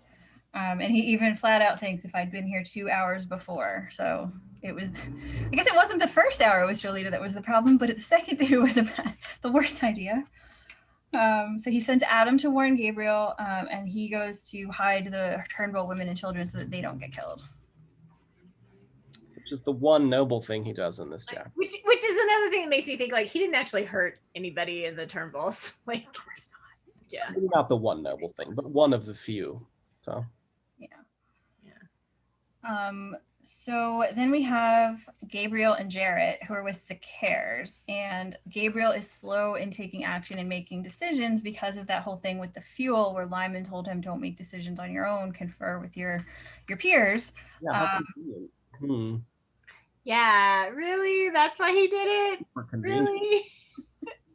No. Following Lymond's orders gets people killed. Yeah. Gabriel should just be able to make decisions unilaterally, then everything would be fine. Yeah. So Gabriel allows the carriage to split off, and then immediately, like after that, or a half hour after that, then Adam comes riding up and tells them what's going on. So then they pursue them to Little Keep, where Philippe has been waiting all day, and then in quick succession, Will arrives with the Scots, and then Adam arrives and Lymond arrives, and this is where they prepare for the siege. They send away Philippa and the residents of Little Keep, and Lymond, of course, knocks Philippa out to get her to go. Thoughts on any of this stuff? Yeah. Again, the whole bit with Gabriel and how he just lets the Curs have their own little sort of mini meetings and, realizes later, oh, I can't believe I didn't realize that they would have gathered together and left. It's classic misdirection. Like he knows exactly. Sketchy. Yeah. Like this is he's got to be the mastermind of this entire plot. I don't think his idea was like, let's set up this whole thing so that Will Scott dies. Right. Let's set up this whole thing to undermine Lymond's authority. Yeah, I agree. Like I feel like the specifics of a lot of his plans are not like it's not possible to foresee everything, but he's planning for disaster, for Lymond to take the blame for something bad happening, and that is he can orchestrate that. Right. Like whether the specifics of Will Scott dying are a bit beyond that orchestration, but unless there's some left-handed assassin in his pay that like is seeking out Will Scott. I mean, possible. Well, I don't think Will Scott even dies because he's attacked. I think like a stairway collapses on him and like crushes his right arm completely. No, he's No, Jarrett on the stairs. Yeah, he's attacked on the stairway, and someone with because the way the stairway works, if you're right-handed, he would have been protected on that side, but somebody who's left-handed, like cut off his arm and damaged his. Yeah. And the Cares are known for being left-handed. Yeah, Right. And Will was at the front. Yeah. Damn it, Will. Let the men take care of it. I know that's not great either, but just Gabriel's on top of everything. Like, I think in his original plan, Lymond wouldn't have even shown up. Like, he sent Jolita up to Dumbarton to take care of him and be like, stay with him, don't let him leave. Yeah. Like, So as soon as Lymond does show up, he immediately fixes things, and he still makes it come out like, I'm in charge of this, and like my bumbling or my doing exactly what Lymond told me what to do in the past is going to make it look like Lymond has no clue what's happening and that his ways are. Yeah, that's really true. The one that saves the day. Yeah. Yeah, he rides in to save the day. That's really true. If Jolita's original plan had worked, if Lymond had believed her, like, I'm so innocent, I've never done this before, be gentle with me, like all of that crap, if he had believed that and had like the night, if he had given her the night that he had given Una, like, this sort of tender introduction to sex, like it would have taken all night. Like, yeah, he would have been still at the Dunbarton. And imagine in the aftermath of all of this, when he would have been able to tell all the people St. Mary's, well, the reason Lymond wasn't around is because he was having sex with my 16-year-old sister, who's innocent and chaste and pure. Yeah, exactly. So, and I just want to go like, why was she there? Right. Is anybody going to ask that question? He lured her there. Oh. So there's setup. It's just textbook setup that Gabriel's setting up Lymond to fail incredibly here. And he has been. So there's an interesting parallel here where the way that Lymond treats Philippa is compared with the way he treats Jolita. And he uses the same words when he sees her. He snaps, "What are you doing here?" And he tells her, "If you won't obey my orders, you can take the consequences like this." And knocks her out. It's just so bad. Yeah. I do have a little bit of sympathy for him in this situation, though, because it's 100% certain that if she knows Lymond wants her to leave, she's going to fight tooth and nail to stay. Like, it doesn't matter what Lymond wants. She's going to try and do the opposite, and, safety be damned. So there's a little bit of me that's like, they can drag her kicking and screaming out of the castle and, try and force her to go to safety, or he can knock her out and they can carry her off. So the punching her in the face bit was a little bit like, I feel like that's a bridge too far, but I kind of understand where it's like, I don't have time to deal with this. Go away. So, yeah, I would even argue that like the punching her in the face isn't so bad because he really does it to save her life, but the talking so horribly to her is kind of worse. Like, he's so nasty, and it's hurtful to her, and two, it's hurtful to himself, because no one is going to think, oh, he did it for her own good. They're going to think, what an asshole. Yeah, but she's so horrible to him. Like, there is a part of me that's like, this sort of verbal battle that they have, and like, he's nasty to her and she's nasty to him, and I'm like, they're just nasty to each other. She's 13. That's true, and he should be better with kids. Yeah, and I get it, right? He's super sleep deprived. He's super angry. He hates himself. His brother just kicked him out of mid-culture. Like, everything sucks. He doesn't have time for this. He made a terrible decision, and he knows he made a terrible decision, and he's feeling super guilty about this terrible decision he made. So he goes and makes another terrible decision. Exactly. And one to the next. Yeah.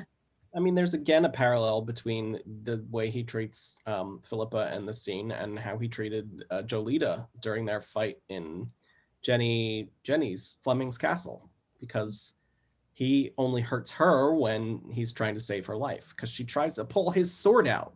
Yeah. Which could lead to definite harm on her behalf. So we also know, like, it's established in his character that when he's exhausted, he gets mean. Like, there's, it even explicitly said that, like, when he was apologizing to Adam for mocking him with his stutter, like in the last chapter, like when he's tired, he's mean. Like, he says he shouldn't chastise people when he's tired because he just gets mean about it.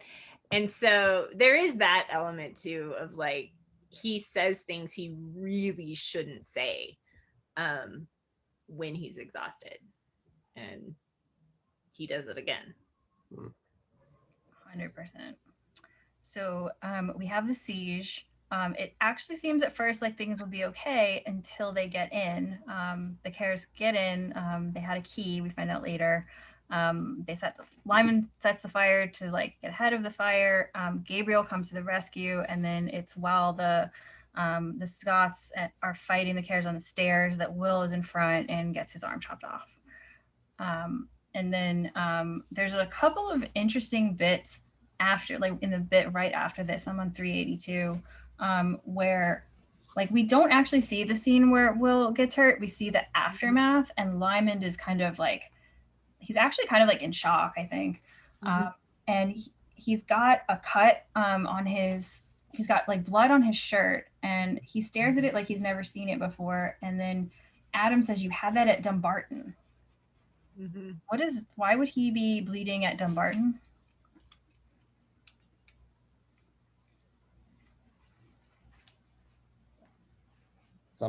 Well, yeah, like, because his did it happen interaction with Jolita got violent, like, right? Because Adam saw him after. Wait, did Adam see him after his interaction? Like, no. Well, he saw him when he initially sort of secreted Jolita away in his room. So maybe she like scratched him or something. Did she? I don't know. I don't remember that. I don't remember how long Adam stayed. He left with Jarrett, right? I thought he did. I thought he and Jarrett left, so he wouldn't have seen him. I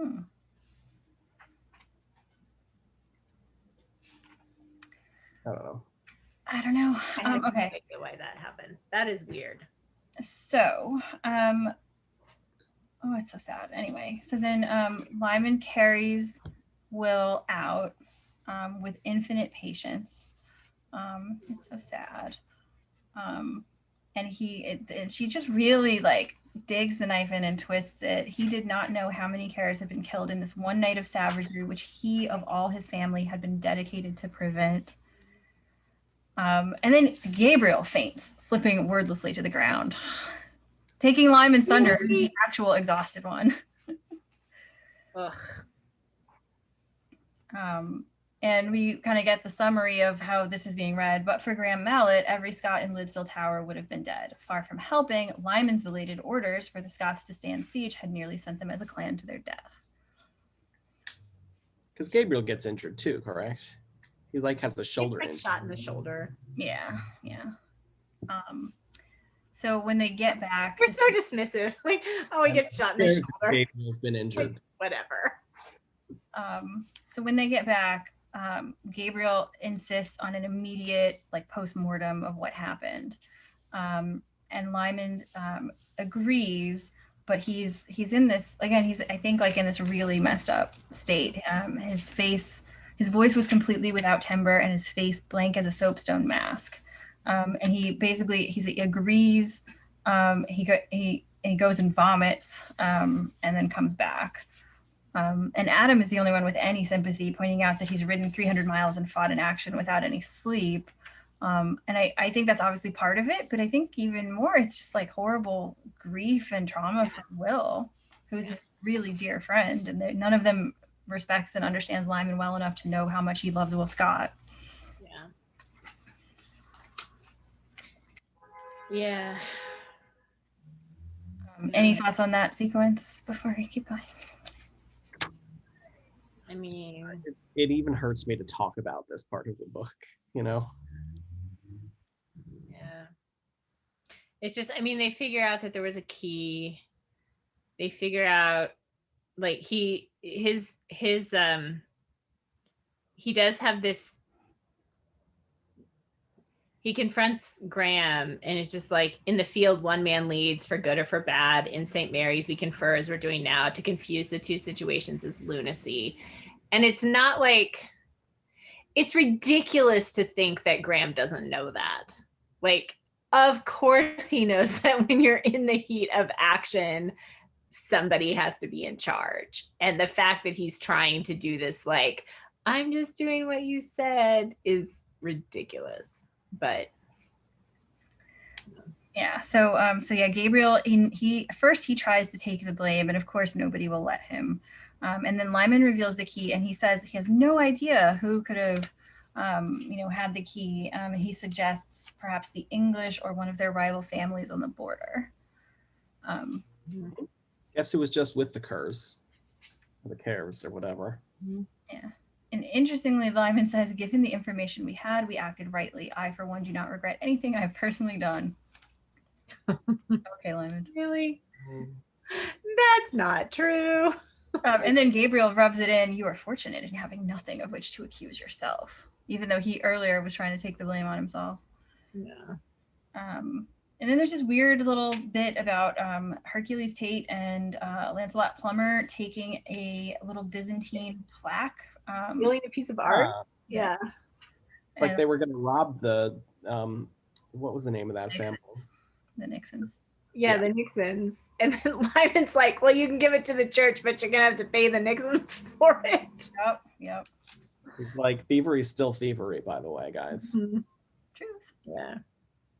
Oh, here's that line where he says, it's in the middle of 388, where he says, in Spanish, so he doesn't even say it in English, let me offer you, he's talking to the Moor, to Salablanca, and he says, let me offer you some excellent advice. Never issue reproofs under stress. You say too much and so it's just like, he knows that when he's stressed and exhausted,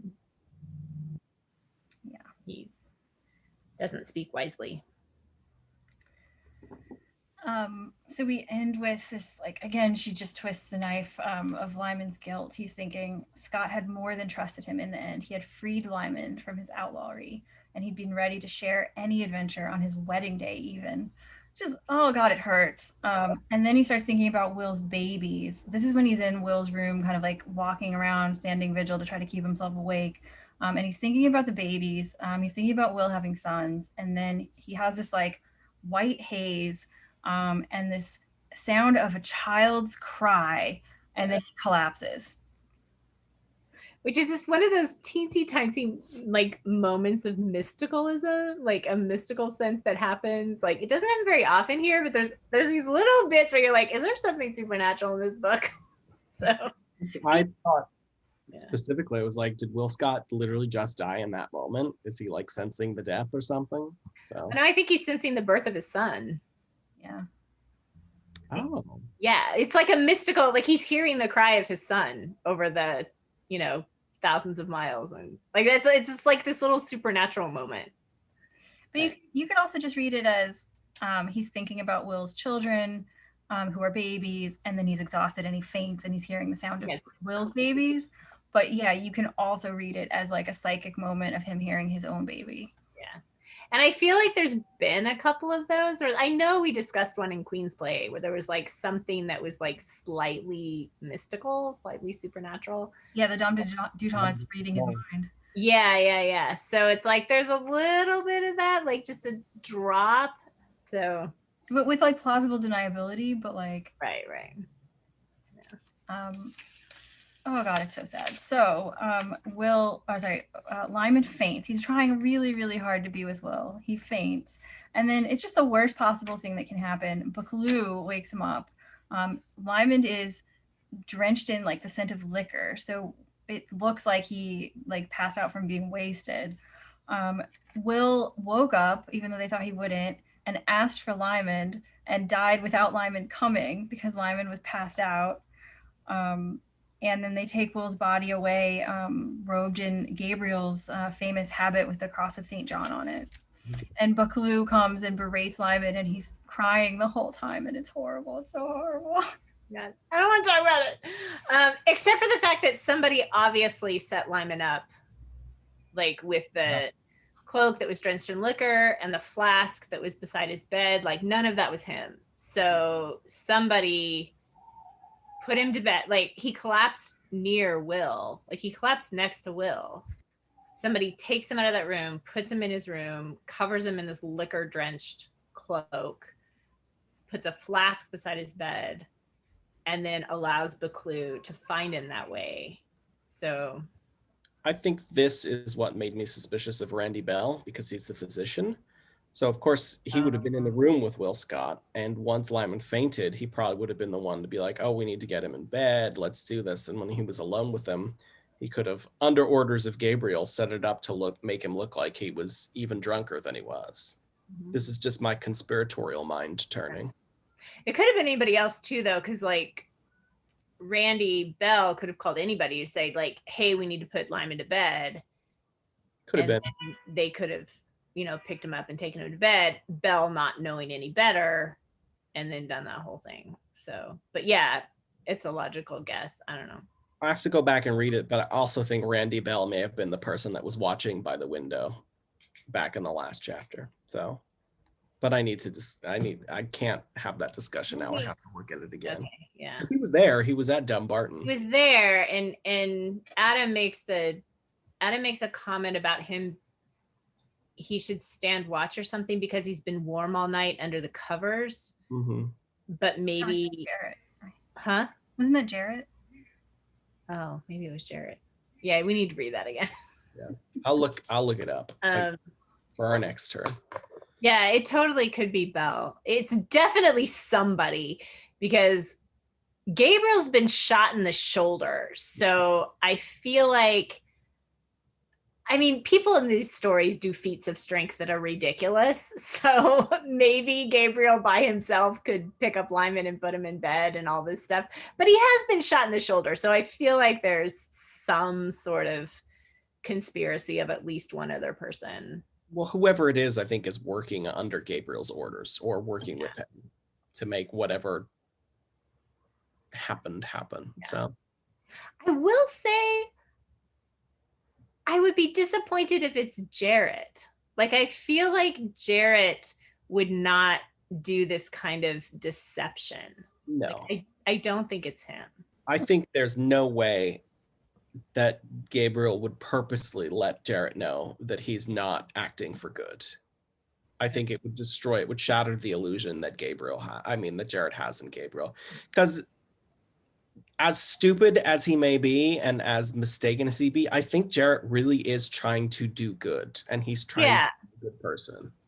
I agree. He is. He's just a moron, but he's trying like as best he can. He's trying to do the right thing. He's just not very good at it. We know he puts a lot of stock in like high morals because we're in his point of view where he always thinks about how his own morals are so great. Oh, great. Right. So I don't think he would do any of these sorts of backhanded things, even if Gabriel had asked him to, unless there was very good moral high ground reason for him. Mm-hmm. Yeah. We also have an interesting thing where Bucklew already knows that Lymond has been banished from Midcoulter. Mm-hmm. And Jolita was passed out, and it's not like Richard's going to go around telling people this. So how does Bucklew already know about it? Somebody told him, but I don't know who. Yeah. I mean, Jolita obviously was not passed out. She heard it, so she could have told anybody. Yeah. Yeah, and it is interesting, like the way that clearly rumors are getting spread about Lymond, like all over, because there's been several places. There was also one where back at Dumbarton, when Thompson and him were talking, and Thompson says something about Cormac and his thoughts about like people think that Lymond got rid of Una in Malta. Yeah. And that rumor is running around, and that and Thompson says something about like, well, obviously, you know, like you didn't do it on purpose, you know, but there's this rumor going around that Una died because of Lymond in Malta. So somebody is spreading like really false stories about Lymond. Who could it be? We also have, going back to the thing with Adam, an exchange with Adam at the end where Lymond gives him the alcohol that was by his bed and says, throw that other rubbish away. So he knows something is going on with Adam as well. Yeah. And he said, you're risking other men's lives, not your own. Yeah, he says, do you think I don't know? Or Abernathy, you're risking other men's lives, not your own. So by him saying that, is he saying that like he trusts Abernathy and he and Abernathy know about Adam? Is that what that meant? Or that he knows something about Abernathy? No, he means Abernathy knows, because Abernathy knows all the drugs because he knows all the drugs for the elephants. So he knows whatever drugs Adam is taking. Yeah, that Gabriel gave him. Yeah, I'm just suspicious of Adam. I don't want Adam to be the traitor. I don't know why. I just kind of like him, but that's just my desires based on what's really happening. So who knows? Yeah, I don't really want him to either, but I think he's a strong possibility because of, first of all, the drugs. Like, I think that's a huge motivating factor that Gabriel could be manipulating him with an addiction. And he's just in places, like he just gets mentioned a lot in all these places. So. Could also be just a red herring. Yes, it absolutely could be a red herring because we have fallen for those before. Yeah. We also have Lymond at, we've seen him at some of his worst behavior. Now we have him in some of his worst, just physically, right? He faints and then he wakes up really exhausted and in a coughing fit. And then he's unsurprisingly super depressed. And at the end of the chapter, he says, today, if you must know, I don't like living at all, but that's just immaturity boggling at the sad face of failure. Tomorrow I'll be bright as a bedbug again. Will he though? No. Probably not. This final line about Will Scott had been parted from Lymond forever and was going home to his own. And just that language of like, he'd been parted from Lymond forever was just like, that's like epic coupley language, just like that connected, that they were connected on this deeper level and that death has parted them forever. And you're just like, oh. And it's so awful that Lymond couldn't even be there with him and Will was asking for him. It just hurts your soul. Yeah. And Buccleuch, like, so sad. Like, I don't even want to talk about this. Like, it's just so sad. It's just like, oh. She knows how to write. She knows how to make it hurt. So okay, can I just say this book had better get, like, this better be the low point of this book because oh God, I can't handle it more. Like, I needed to start getting better. So, or at least please, don't spoil or anything, but like, please, I'm sending this prayer to Dorothy Dunnett in the past. Like, please let there be some victory at the end of this book. Like, I need like Gabriel to be unmasked and like people to know. And absolutely. Yeah. Oh. So yeah, what do you think is going to happen with these various threads that we have going on? The thing with Richard, the like who's trying to undercut Lymond, what's going to happen, Jarrett.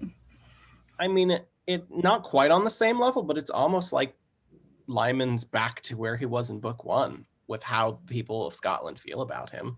He's been alienated by his own family. He's been alienated by Wat Scott of Buccleuch now. Obviously, I think Gabriel is working the Queen Dowager against him. So yeah, he's like, it's not by his own choice. He's just been regressing. He's been trying to do all of this good for Scotland, and it's blown back into his face. Yeah, I will say if Sibylla rejects him over the Jolita thing, I will be mad at her. Like, because she sees through Jolita. Like, Jolita is not, like, she knows what's going on with her. She knows that she's not great. So didn't Richard promise not to tell Sibylla about what happened between Lymond and Jolita? And it's not saying yeah, but I think she's gonna. I have zero confidence in Richard's ability to like, A, keep a secret, and B, like, deal with this situation in any way that smacks of, I don't know, maturity or logic. I feel like the whole thing with the St. Mary's group is going to definitely come to a head. I mean, there's going to be a power struggle. And I think Gabriel is going to win, like, at least initially. I think there's going to be, I mean, just the arc of the rest of the story. I have a sneaking suspicion that, like, Gabriel is it's going to work. Like, his manipulations are going to work. The men are going to go with him. The powers that be in Scotland are going to believe that Lymond is incompetent and terrible and whatever. And then hopefully at the end it will all come to light. But I think it's going to be bad for a while. Do you know why? Because Philippa's finally going to get over herself and tell Lymond whatever the secret is, and he's going to use it. Oh. There's got to be a reason that secret's in there. Unless that's part of what makes everything worse. That's what I'm afraid of. I'm afraid that Philippe is going to tell the secret, or the secret's going to get out, and that's going to be part of what makes everything dark and horrible. And then, but I think you're right. That's true. Maybe Philippa will do something that helps at the end. I think she will. Yeah, that would make sense. Maybe she'll just be too upset that she got cold clocked for the rest of the. She's like, Lymond, I always hated him, but then he punched me. Yeah, I would be bringing that up for years if I was her. Like, years. It would be like, remember that time you knocked me out? On their honeymoon to Malta. Never go away. It's like, you punched me once. Remember when I used to hate you? When I was 13. Yeah. I think the Scott/Care situation is only going to get worse from here. Yeah, that's gonna be a massacre. What's gonna happen? I don't know. But I think that the two families are going to go at each other, even though it's sort of been reasonably explained to them both that, whatever. Like, Watt Scott of Buccleuch is not going to let go that he thinks Akar killed his son. So, unless Janet can somehow, like, I don't know, slip some sort of sedative into his whiskey and then, like, fix everything. I don't know. Maybe if the women take over, it'll be okay. But if they don't, I mean, I would love that, but historically speaking, I don't think that would be right. I'm kidding. Only when it comes to royalty, in which case the women do take over. Yeah. I think that's going to be a disaster. Like, now that Will is gone, like, there's no mediating force in that situation anymore. So that's just a powder keg waiting to blow. And then the St. Mary's stuff is going to end horribly, or at least it's going to go horribly for a while, I'm sure. I hope it doesn't implode. Like, I hope they still exist at the end of the book. Like, we're told they're going to become famous in Europe. Oh, that's right. They do have to exist. Okay, good. I forgot about that. You're right. But maybe they become famous because Gabriel is in the lead. No, I don't want that. I don't either, but no, I hope they stay under Lymond. We've learned very much in these books that we will not always get what we want. So that is true. A loving relationship between Lymond and Will Scott forever and ever and ever. And Richard and Lymond being friends again. That like happened, and then it could happen again. It's just going to take a lot of explanation. And a lot of time. I do not have Oh, I'm like 50-50 if they're gonna have a reconciliation in this book. I don't think it'll be this book. You don't think it'll be this book? Maybe not. But there's 3 more books. Unless Dunnett kills everybody from book 1. No. I do think that Lymond is gonna find out about the baby. I think that's gonna happen in this book. Yeah. Because of the letter from Gabriel to because there's this correspondence, and because Jolita knows about it, I think she's gonna spill the beans, or something's gonna happen, and I think Lymond is gonna find out about the baby, which that's gonna drive him crazy. Like, if there's this baby that is thousands of miles away from him, completely unprotected by him, that's his son, holy smoke, that's gonna, like, I can definitely see, okay, prediction. If he finds out about this baby at the end of this book, or towards the end of this book, I think the next book is gonna find him herring off across Europe to go get the baby. Right. To Constantinople, I think, is where the baby is now. That's like, they're gonna go to Constantinople. I just know it. Like, they have to end up there at some point, mainly just because of the "They Might Be Giants" song, which has nothing to do with Dunnett, but it's just in my head. So, yeah. I mean, maybe not. There's plenty of other cities where they could go, but I do think he's gonna go. He's gonna go try and find his son and rescue him.